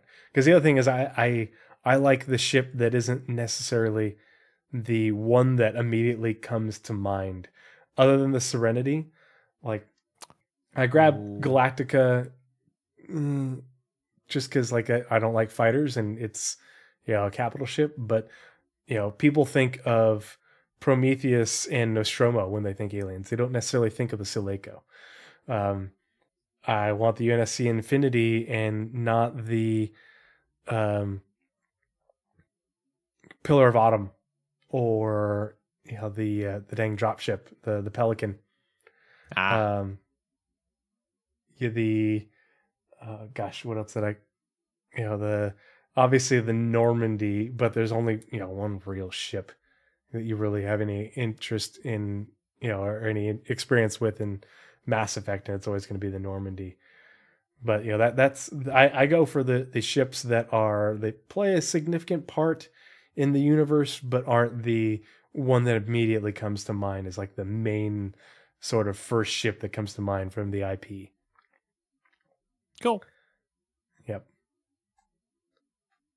Now, if CIG made more of those diecast models, I'd buy all of them. But I just can't believe that I got that thing for $200 and now it sells for like $2,000 on eBay. It's just nuts. Don't let my wife know. She'll be like, you need to sell that to pay for our childcare. Northern Trooper says they're shooting for Polaris in 24. I don't know if that was a question or a statement, but yes. Also, the Galaxy might also make it in 24, depending on how early the Polaris gets out. Yeah. Because it's much smaller than it, and it will be 30-ish% done with the stuff from the Polaris. Yeah. When the Polaris goes into gray box, when the Polaris is finishing gray box, I would expect the Galaxy to go into production. Galaxy dependent modules, they're already working on it. Yep. Modules are done internally. Yeah, the tech for modularity to work is ostensibly done. So I imagine we'll be getting the Retaliator base and update before the Galaxy. That's a reason that the Retaliator was in that little slideshow. Yep. Yeah. Apollo by Invictus. So we haven't heard anything about the Apollo. It's weird. It's in production. It was not in that slideshow that they did, but they also said we intend to release all of these ships and more in the next 12 months. So I think the Apollo counts as the and more, but that's a lot of ships. A lot of ships. I hope. Yeah. Modules for the Galaxy is a different story. The question is, when they release the Galaxy, what modules will it release with? And that's a good question. So we're supposed to be getting modularity with Retaliator / Galaxy and drones with Apollo. Like there's pretty some big tech coming in with the ships this year or this next year. Mm-hmm. And not to mention resource management, but that's a whole other story. Yeah. So back on track, the Spectrum post for the Roadmap Roundup for November 29th. This comment was down here. So when will the progress tracker be updated with new timelines? This hasn't been updated in the last 3 updates at least. Longer than that, buddy. And all work appears to end in December. Jake replies, and this is following up on the similar comment that was replied to from the previous Roadmap Roundup from November 15th. We're currently undergoing extensive planning for 2024, including potential team changes now that Squadron 42 is feature complete and those resources are being reallocated. We're opting to wait until this process is finished before updating the roadmap further, which may be at the start of the new year. We're also exploring several improvements to the roadmap itself based on the community's feedback. Is this extensive and then another comment says, is this extensive planning going to impact the normal 6 to 8 week hiatus that normally occurs in the beginning of the new year in 2024 because of planning? Should still be, and Jake replies, should still be about the same. I'll have the date of our first planned roadmap update in the new year with our next publish, but this may change depending on how long the planning process takes. We'll keep you all informed as always. So this means about 2 things. One, they're actually planning to fix the roadmap. Two, the next publish might be the last one we get for like a month. 2 months. Longer than that, probably. For 2 months, yeah. So we'll get an update on the 13th, which will probably have more things getting added to the release view, and or being committed. But that'll be it. But with that roadmap update, we should get when they're targeting their next update to the roadmap in the new year. Expect first week of February. That's traditionally when it is. But then, it takes all of, 2 or 3 updates in February for them to get all the new changes added in. Yeah. So we got 2 months. We got a couple more updates, 2 months of nothing, and then 3 months of getting that stuff that they figured out during that 2 months into the roadmap. People in chat are talking about the Endeavor growing. Was it officially announced that it's going to be growing in size? No, but it was heavily implied by John Cruz, saying that it will need to get bigger if they want it to do the job that it was assigned to. It's pretty obvious it's going to get big. It's going to get the Carrack treatment, for better or for worse. Or the Orion treatment. The Orion went from 150 meters. Well, I say the 350? Carrack because it's going to need some form of reconcepting. Yeah. Because of lots of different things changing. And they could scale down the hangar bay from the Cutlass to the C8R. So there could be a lot of things moving in that concept that people aren't exactly thrilled about, much like people with the Carrack. But yes, it's supposed to be modular, and we also have a lot more game mechanics announced and solidified. I don't want them to look into the Endeavor until we have what is a spaceship figured out. That is my hope. So resource management's in, modularity's in, what's the other one? Drones are in, but more importantly, cargo is figured out, mining's figured out, and salvage is figured out, maybe even hacking. That way, when it does come in, it is built to the state of all of these different things being finished. Farming not necessarily needs to be done, because they can always build and update the pods themselves. But if the entire ship isn't built with... Like the problem with the Reclaimer. Reclaimer and the Vulture both have problems with, they had no idea what they were doing, what salvage was going to be, and so there are problems in the design of the ship because for the Vulture specifically, you have to salvage, then it's jammed, you gotta go run to the back and then do the thing, and then run back up and then do more things, and then run back and do more stuff. And because the design of salvage was independent of the design of the Vulture. And the Vulture got done before salvage did, and they just kind of shoehorned it in. And now we have stuff with the Reclaimer is having problems with salvage and structural salvage. And the concepts of the gameplay aren't fitting the concept of the ship. Yeah. And I want all the concepts of the gameplay to be figured out. Yeah, they fix that problem going forward, but for legacy ships, that problem is going to persist.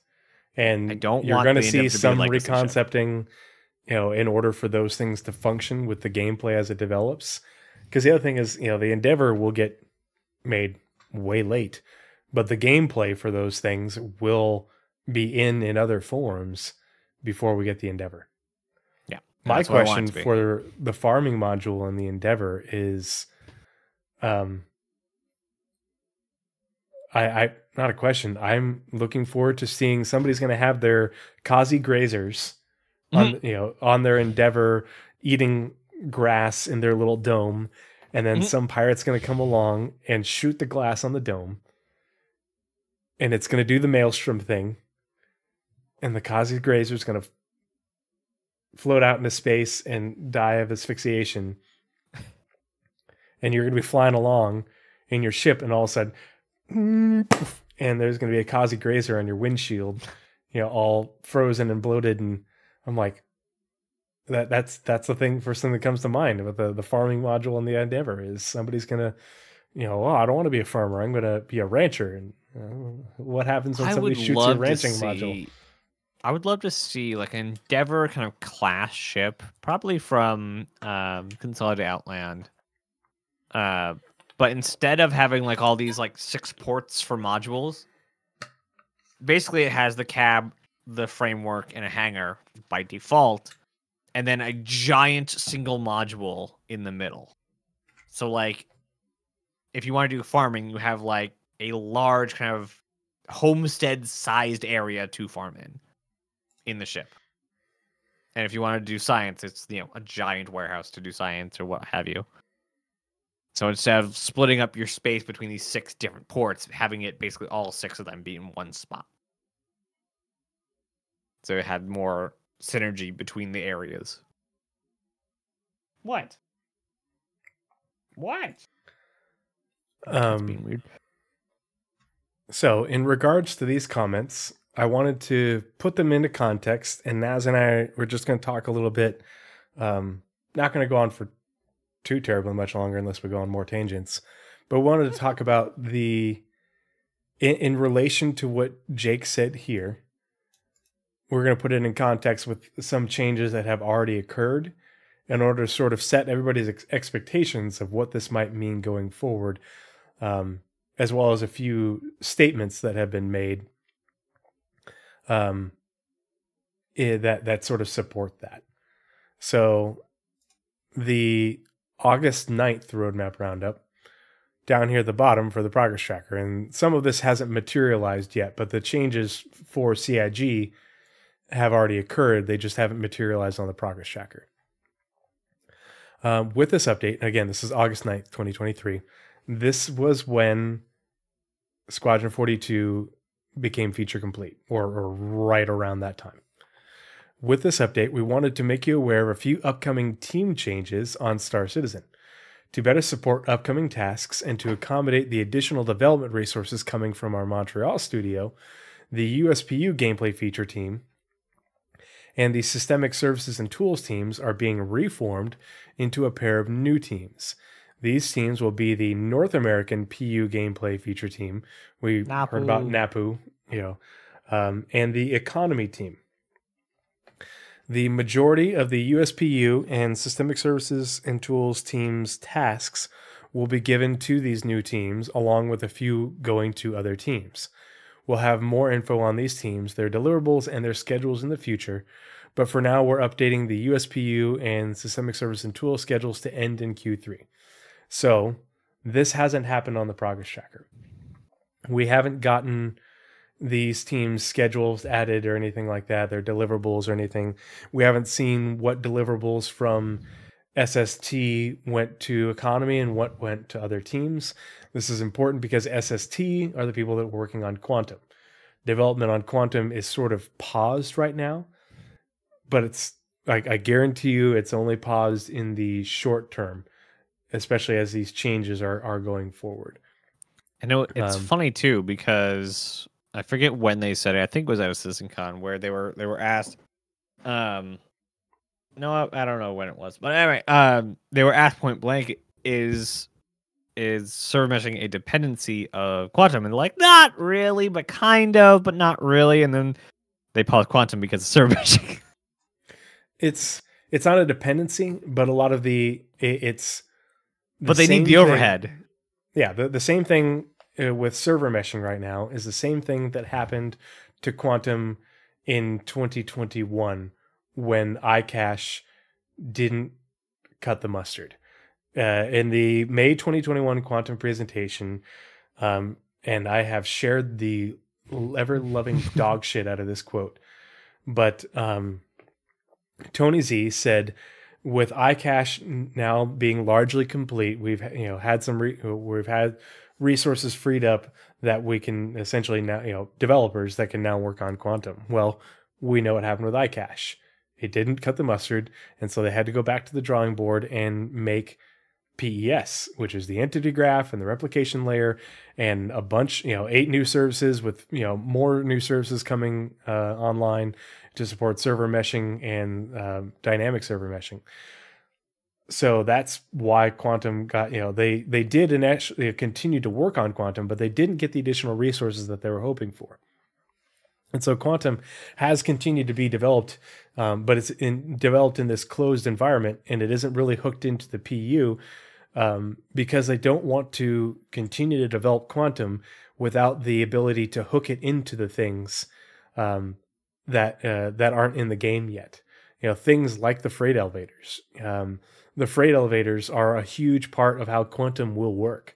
In order for things to, things that are produced ethereally by Quantum to then be brought into the physical universe, that's the interface for that is the freight elevator. That's how that will work. Well, they don't want to have to rework Quantum when freight elevators come online. And this is just one example. And they don't have to rework an aspect of Quantum when those things come online. So if they have those things come online and they're working for the game, then they can develop Quantum around those things and develop the hooks so that they function appropriately. Same things with the distribution centers. Those are production facilities, and those are physicalized production facilities, just like the outposts that we have in Sanctum now that you go and you buy stuff from, and the refineries and such like that. All those things will be tied into Quantum. And so if those physical production facilities aren't in the game yet, they don't want to have to rework Quantum for when they do come into the game for those hooks to function. So that's why it's on pause, essentially.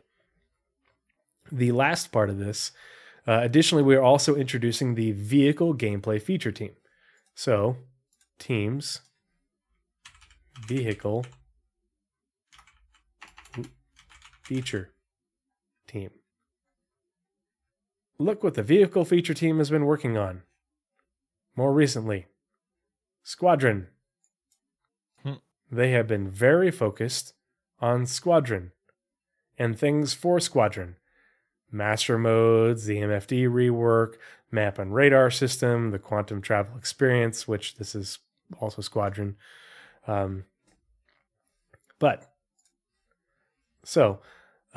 Additionally, we're introducing the vehicle gameplay feature team. This team will have a focus on the persistent universe and its vehicles, with our existing vehicle feature team remaining on Squadron 42. All 3 of these new teams will have their schedules updated on the progress tracker very soon. Whoops. But we wanted to give everyone a heads up. The reason we wanted to bring this up is because this is an example of what Jake is talking about here. Restructuring. But there's going to be a lot more of it. And so we have a new vehicle gameplay feature team, which is just all about the gameplay, the vehicle gameplay features for the PU. Things like refinery ships, which got a little bit of work and then got paused. Things like continuing to work on salvage.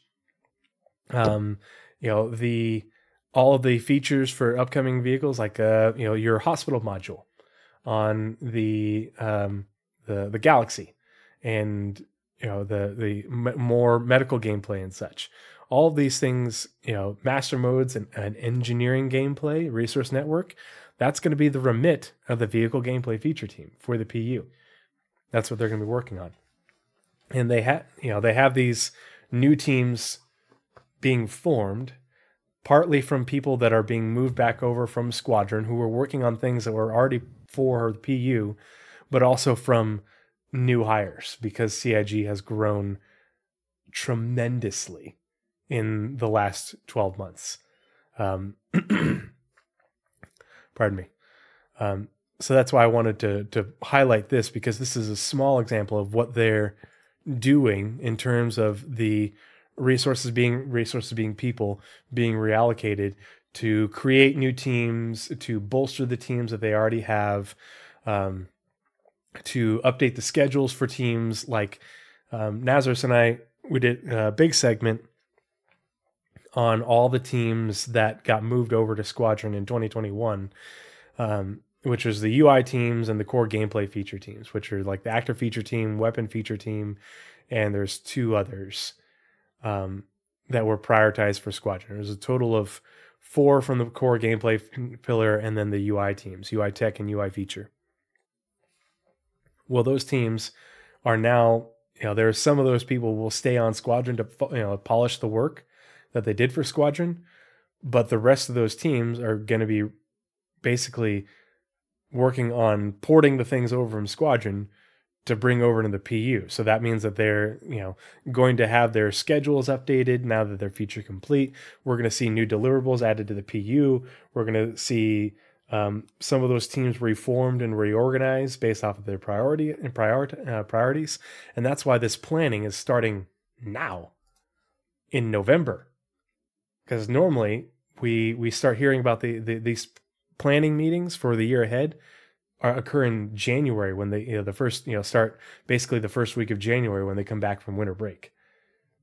And that's why we don't get a roadmap update for like a month afterwards, because that's when all those meetings get finished, their schedules get done, and these things get reorganized.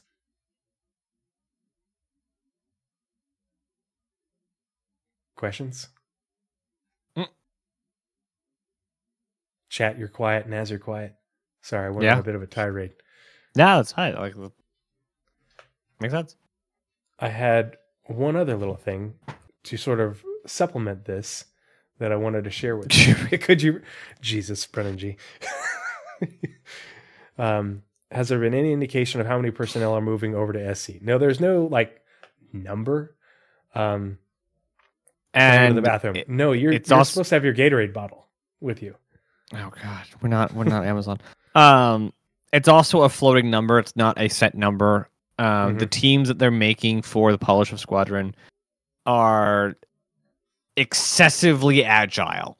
So in agile development, teams are set up and dismantled on demand. The teams they're making for Squadron will have team members moving in and out of them. Depending on where and what they're working on and where the resources are needed. So they could be working on gunplay one day, ship movement the other, and Star Citizen the other day. So Comlink. It is. They are just working on whatever they need to, and having these teams that will oversee the work, with basically them just vying for whatever devs they need at that time. Here, I'm gonna find the.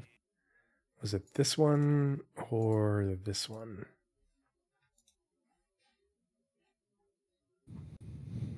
No.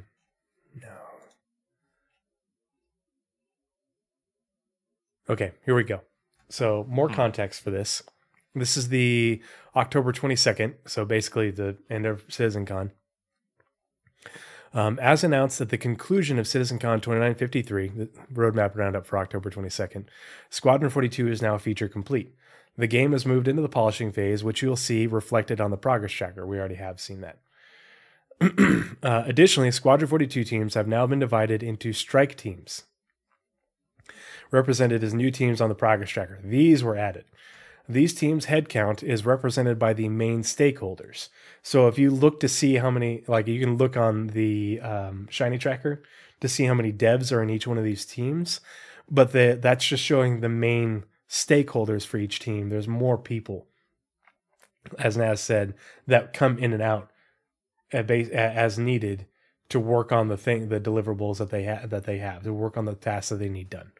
But the teams themselves are comprised of developers across multiple disciplines, including design, engineering, art, audio, and more. They'll all be working on a single deliverable, Squadron 42 polishing, as their tasks become more agile and they work towards beta and release. As was the case with Squadron 40 teams previously, these teams will only display one quarter at a time. They're downstream. We've added 4 strike teams to the progress tracker with this publish, with additional ones to be added in the future. That's part of this, as we're talking about the continued reorganization.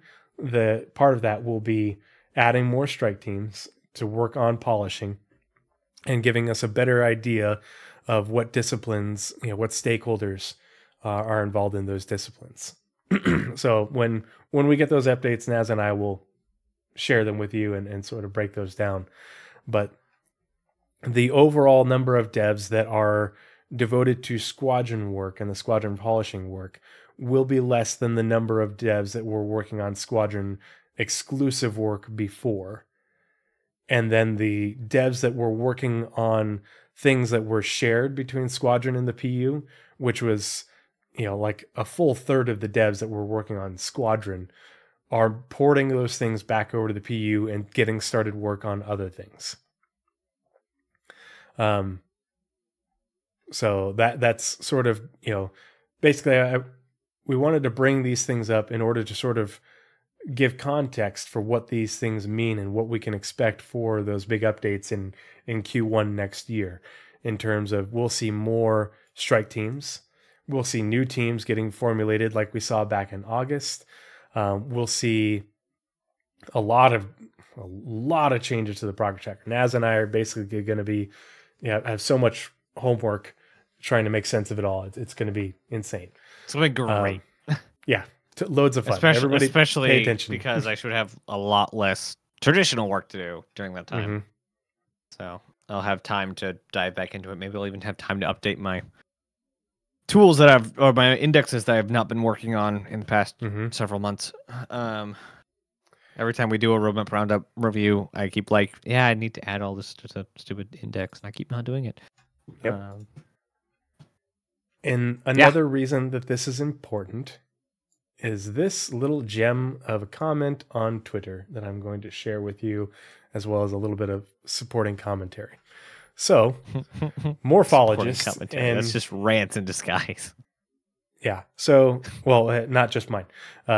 Another comment from another dev who doesn't like it when I screenshot their posts, but I'm just going to verbally read off, part of what was said as part of supporting context. So Morph, and I love Morph's content. Morph does great work. Have talked with Morph, got to meet Morph at CitizenCon, but that being said, multiple times Morph has made the statement that over 90% of CIG is working on Squadron 42, which I feel like Morph does it on purpose at this point, just to irk me, because it's patently false. And Naz and I and ShinyHobo on multiple times have shown on this podcast why that is so gravely erroneous. Yeah, now, we did all the math. I forget which episode it was, but we went through multiple times.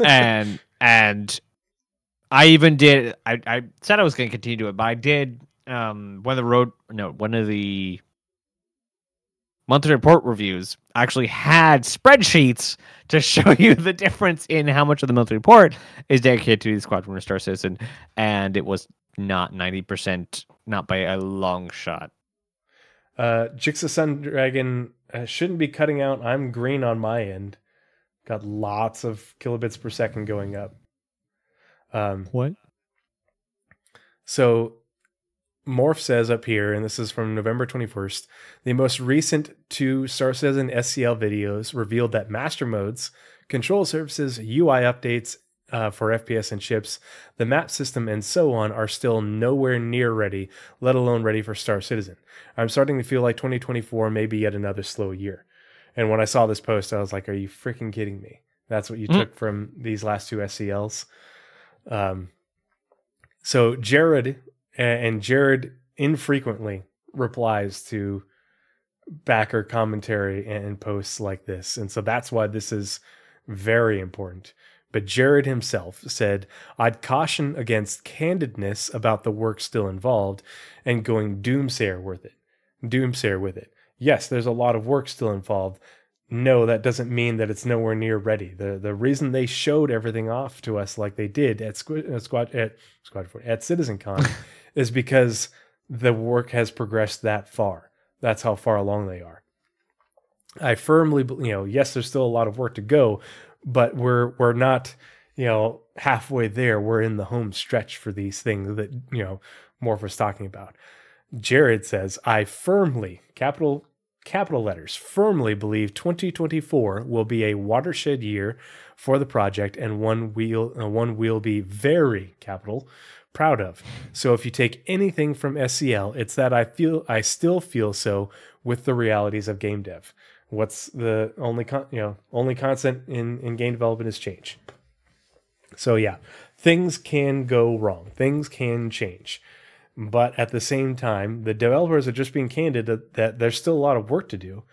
They're not saying that, oh, well, we'll be done in a month. We're just polishing. There's still a lot of work to do. But they're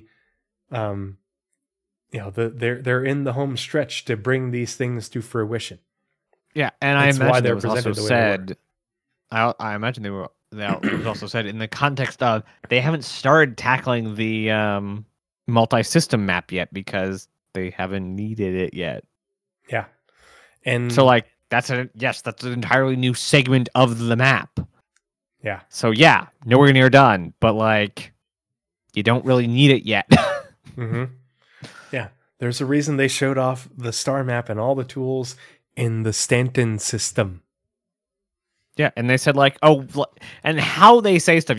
That's one of the things that people don't pick up. How they say we're gonna add this feature, we have this in mind. How they say those kind of things is very important. So when they were talking about the search bar, they were talking about that's already being worked on and it's in the backlog, somebody's thought about it, or we know exactly how we're going to implement it. Is how they kind of said, yeah, we need a search bar. There's going to be a search bar.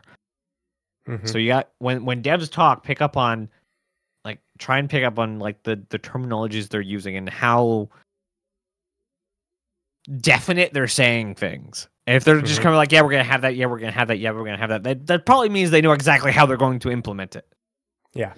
And the devs have been cautioned, for SCL and stuff, against giving out dates and timelines.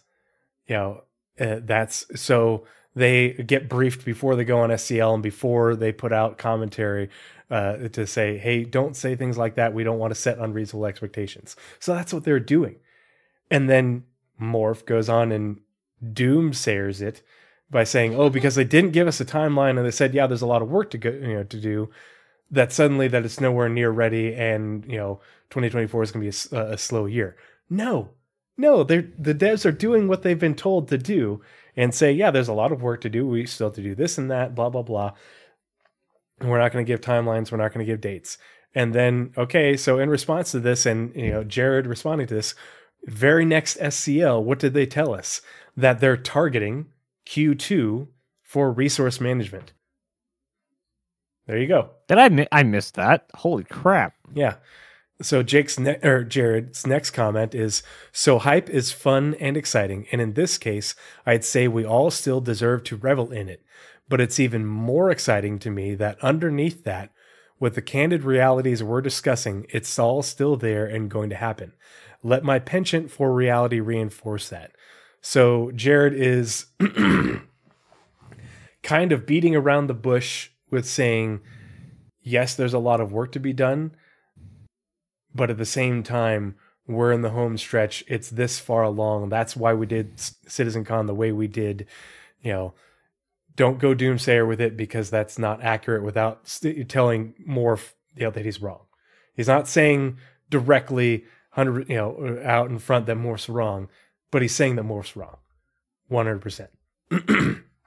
And then, of course, Morph in his very next video comes out and repeats, not only that did he say that 90% of CIG was working on Squadron 42, he said he said nearly 100% of CIG was working on Squadron 42, and I just about had a stroke. Because every single time he said that in a video, I left a comment, and I was like, nope, I can't do it anymore. Because he's just going to keep on making this bullshit up. And it's like, Morph, I love your content. You do a great job with your videos, but for the love of God, stop making shit up. And and the reason I wanted to say that is because I really wish he'd go back to Space Engineers and give Star Citizen a break content wise. Yeah, no, it's because dude loves Space Engineers, and I don't know what problem he has currently making Star Citizen content. I'm pretty sure I saw him say somewhere that he feels like he has to make Star Citizen content. Well, yeah, it's like a part-time job for him now. I don't think that's true at all. He almost depends on the money, is what he said. Is that did he? It's gotten so good that he kind of can't. But okay, well, and he needs to start transitioning somewhere because he's it's not good for him mentally. Like it's not okay. And like I want him to be more mentally healthy because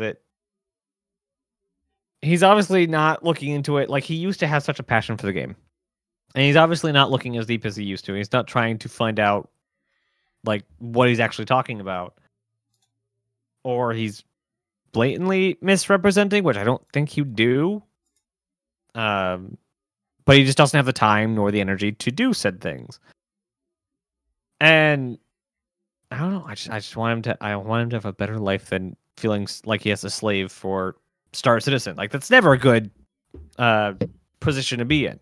Which is why I'm desperately trying to make sure that I don't like put all eggs on a single game because that's never a good thing.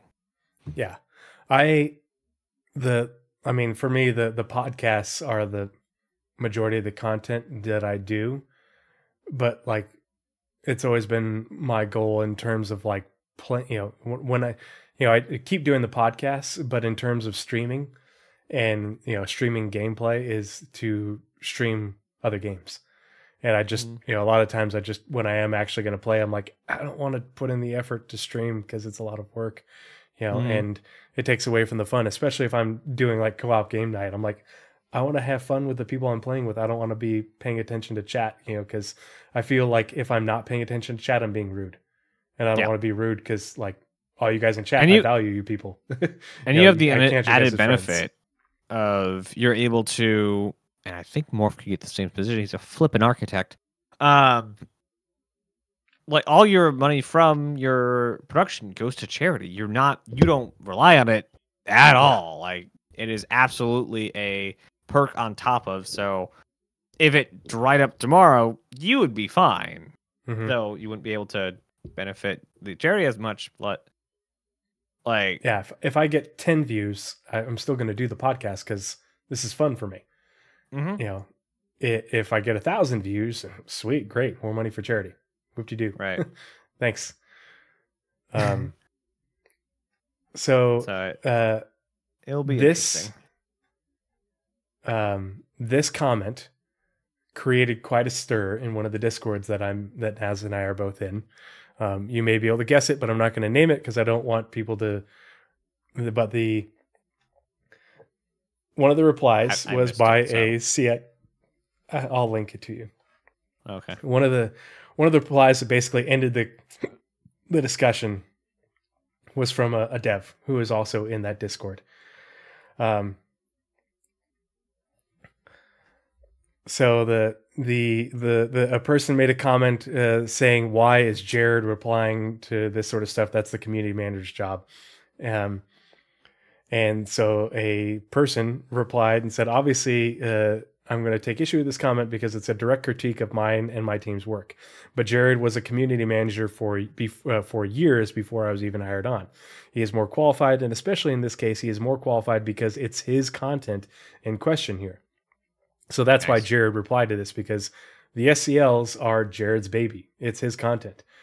Our team, in being the community team, operates 90% of the time in a way that we actually prefer the stakeholders comment on their own work rather than a CM commenting for them. Things get lost in translation, and we'd rather you hear it from the source. What you all do not see is my team every day flagging comments, threads, and more directly to developers. So basically, when a developer replies to a comment on Spectrum or Reddit, a lot of the time it's because the community team said, "Hey, can you take a look at this?"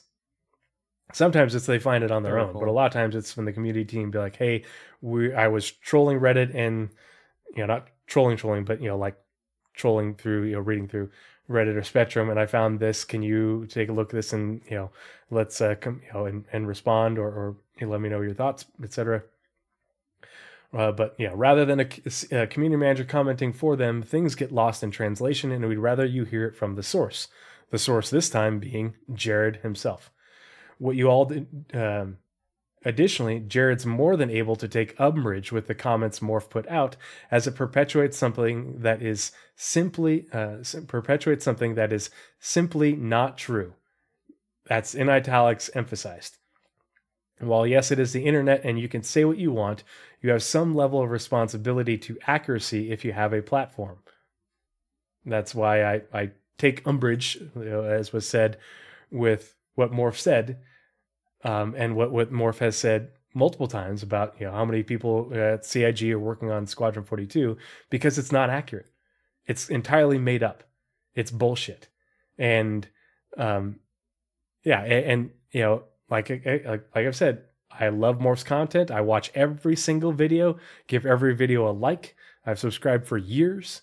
But at the same time, I believe in, if you are going to be critical, and this is critique, you need to be accurate.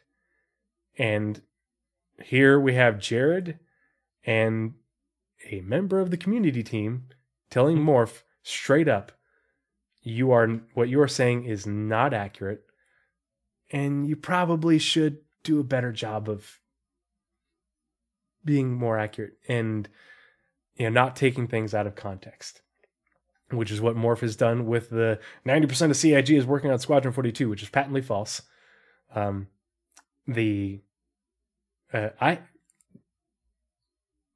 had multiple developers from CIG tell me, no, that's absolutely not true. Not even close.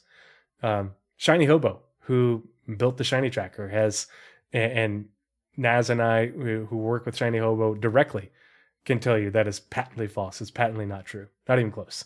It will fluctuate, from like 40 to.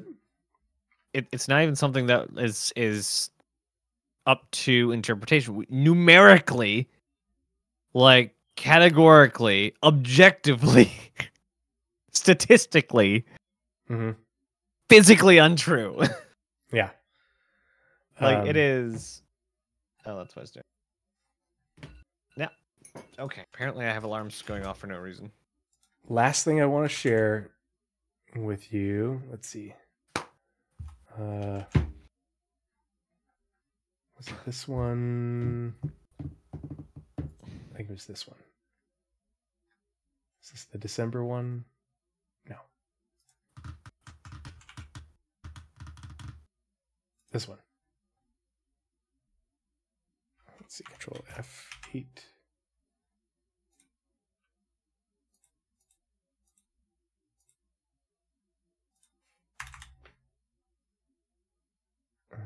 Let's see. Oh, wait. There it is. So, in relation to the reorganizing and restructuring, and this is, not only is this important because for them to do, because of the feature complete of Squadron and the aspect of it, and sort of a shifting focus back onto the PU, porting over those things that were developed first for Squadron back over to the PU. But also, this is the letter from the chairman from December of last year, so 12 months ago. And where did it go? There we go. We ended the year with 861. Looking back on 2022, it has been gratifying to see Cloud Imperium and the Star Citizen community grow.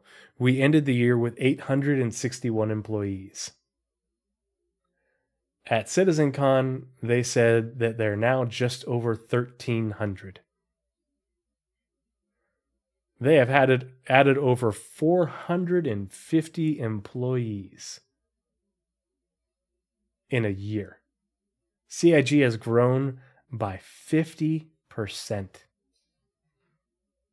So that's nuts. And part of this is, a significant part of that is the merger with Turbulent. But they've also been hiring like crazy. Yeah. We don't know how many people worked for Turbulent. I want to say it was probably about 100 to 150, because when they acquired Turbulent, they were at 900 and something. And after the announcement of Turbulent being merged with CIG, they said that now we're over 1,100. But basically, from that point, when they merged with Turbulent this summer to CitizenCon in October, they added an additional 150 plus employees to get over 1,300, which is just crazy, the amount of growth that they've had. I wonder if they're still allowed to take outside contracts. I imagine so. I mean, they're continuing with the contracts that they already have. That was one of the things that I posted about is the issue council. Turbulent actually just put out an article about the issue council, which is used by multiple games, including Deep Rock Galactic. Oh, neat. There's like 4 other you can still big name inquire, games.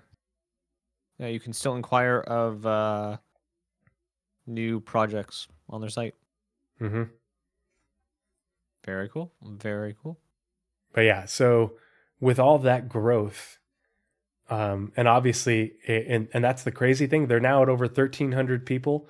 The goal for the end of 2023, when they announced the Manchester studio, the goal for 2023 was to have 1,000 people working out of the Manchester studio by 2023 and 1,300 by the end of 2026. They haven't quite met that goal because there's no way that there's only 300 people between Turbulent, Austin, Frankfurt, which has a new big studio as well, not as big as Manchester, but it's a good size space, and Los Angeles. But they're getting close. And we now know that CIG's funding for 2023 has eclipsed 2022, which was officially nuts. Yep.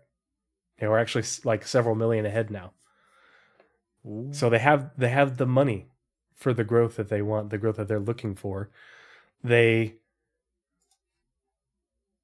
All of CIG believes that 2024 will be a watershed year for the project because of all the people that they're hiring, the growth that they have, all the stuff that the work has finished for Squadron and can now be ported over, which, that means that a large portion of the work is done. And so now they have all these people that can port it over into the PU. Now, is there going to be a lot of growing pains in the PU? Yeah, all this new stuff getting added, what's that going to mean? Bugs.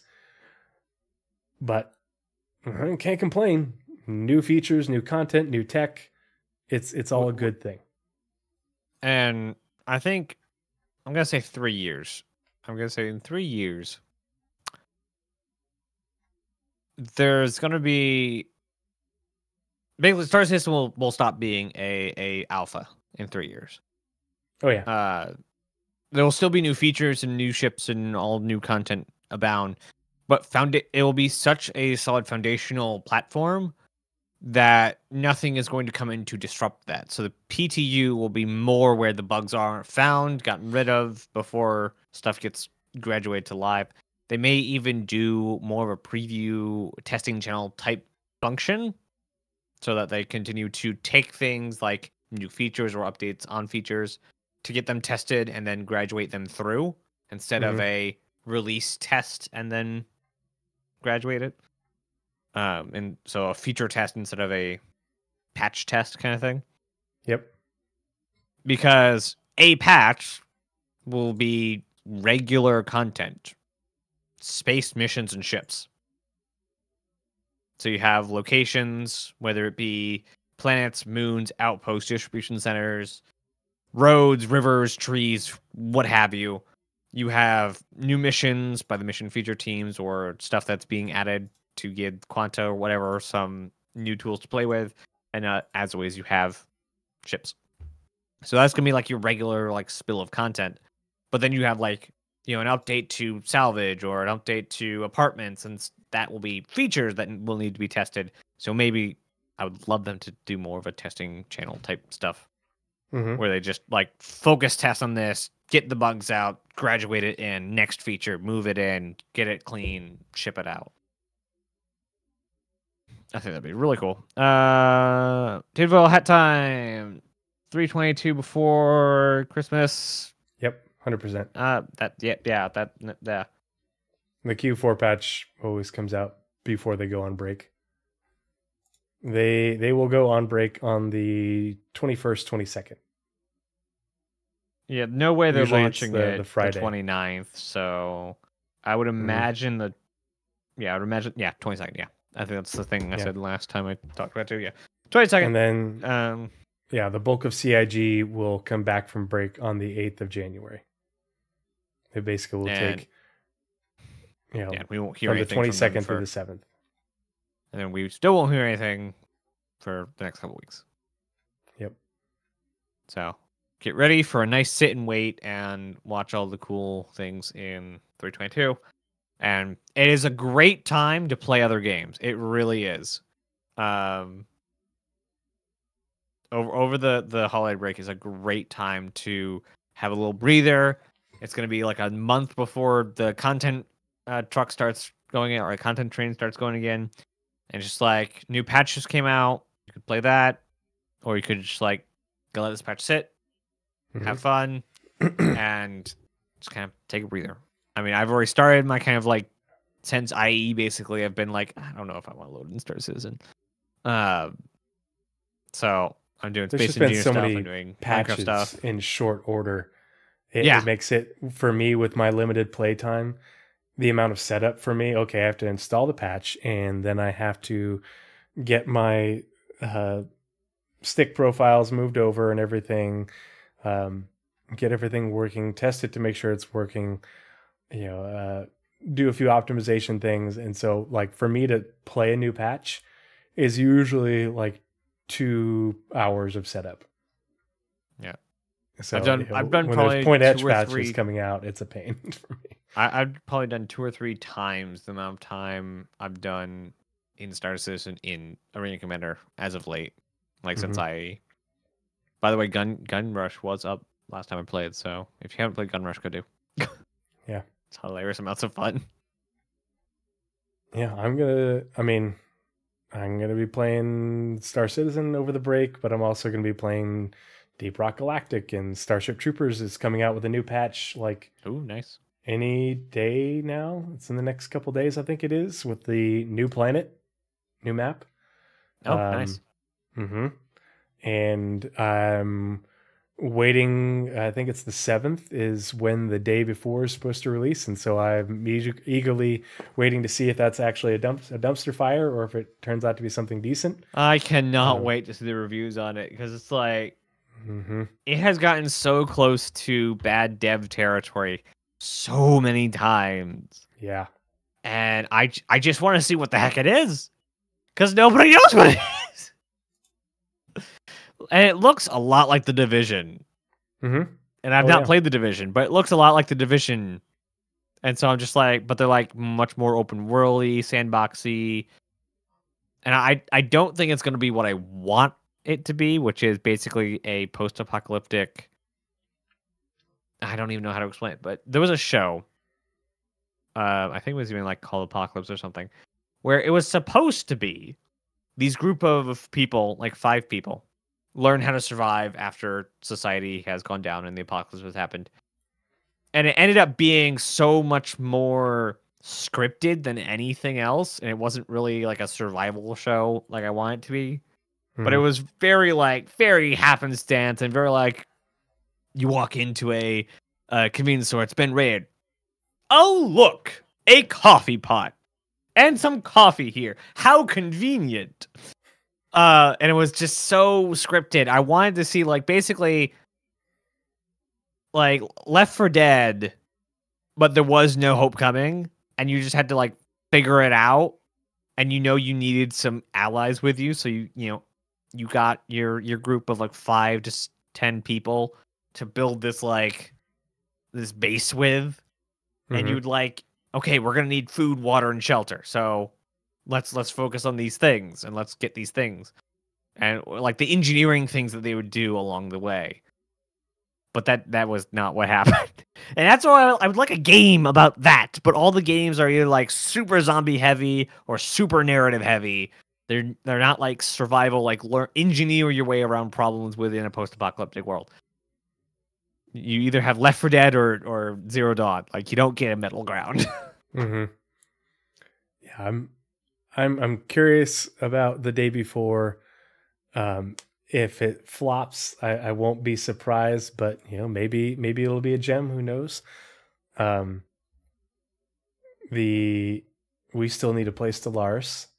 Aether Drift says, any thoughts on the salvage stuff? I've not looked into it at all.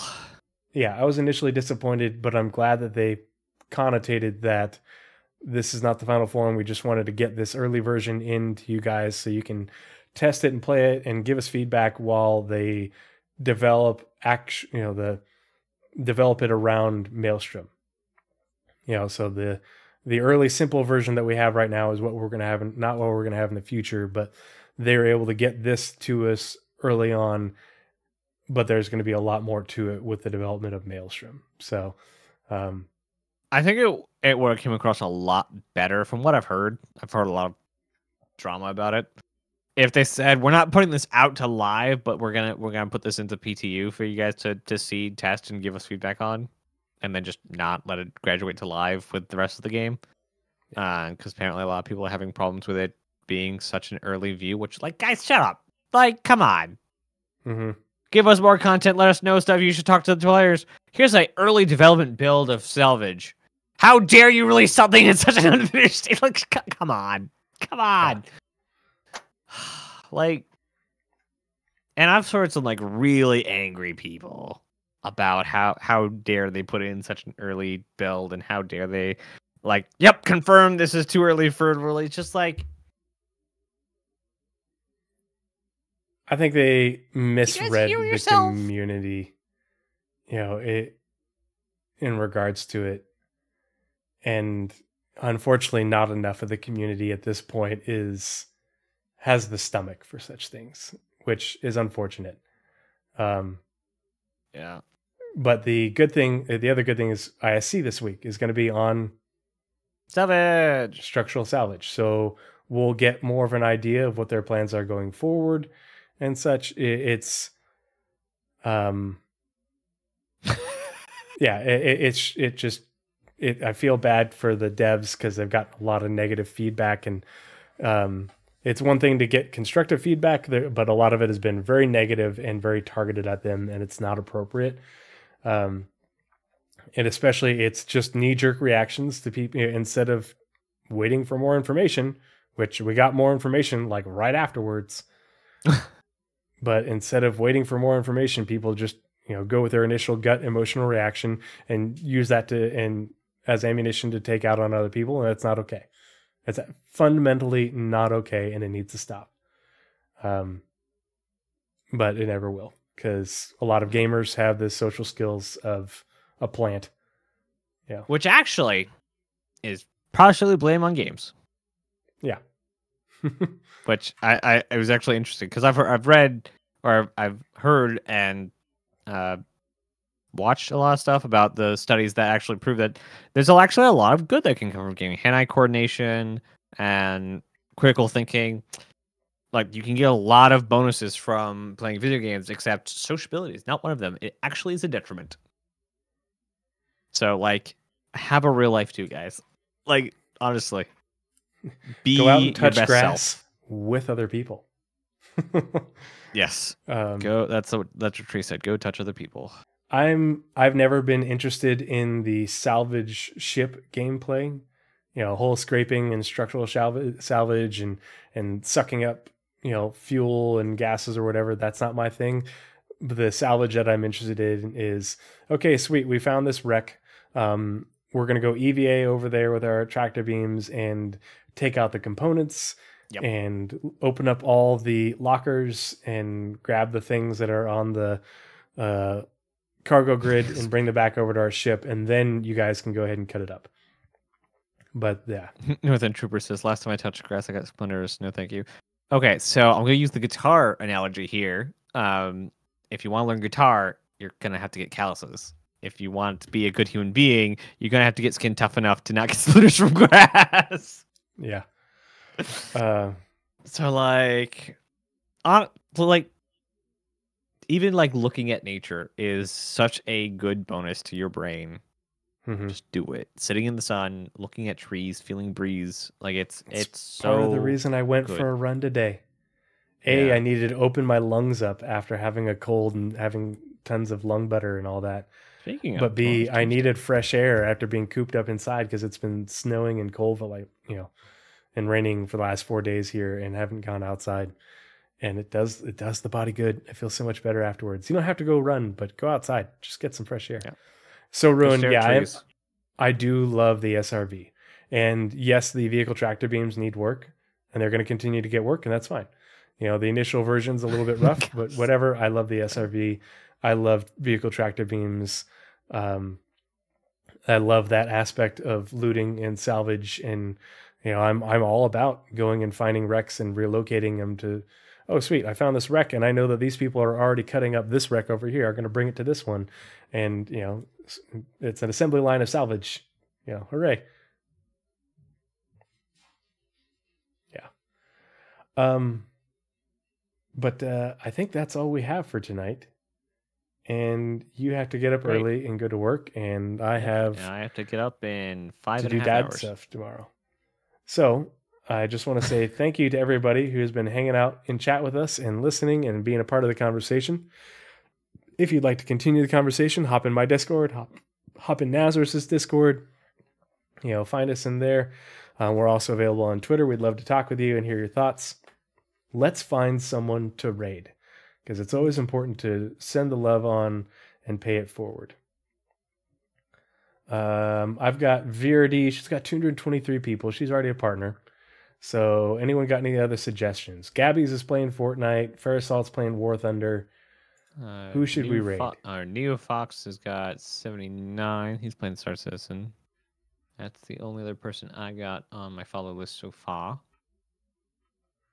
Neo Fox? Yep. NEOFOX. All right, we will raid Neo Fox. He's doing some salvage. Oh, speak of the devil. Is that Vulture? Yeah, that's the new IE paint on the Vulture. Sorry, I could only see the cockpit. All right, sending y'all over to raid Neo Fox. Everybody have a good night. Thank you so much for being here. Cheers.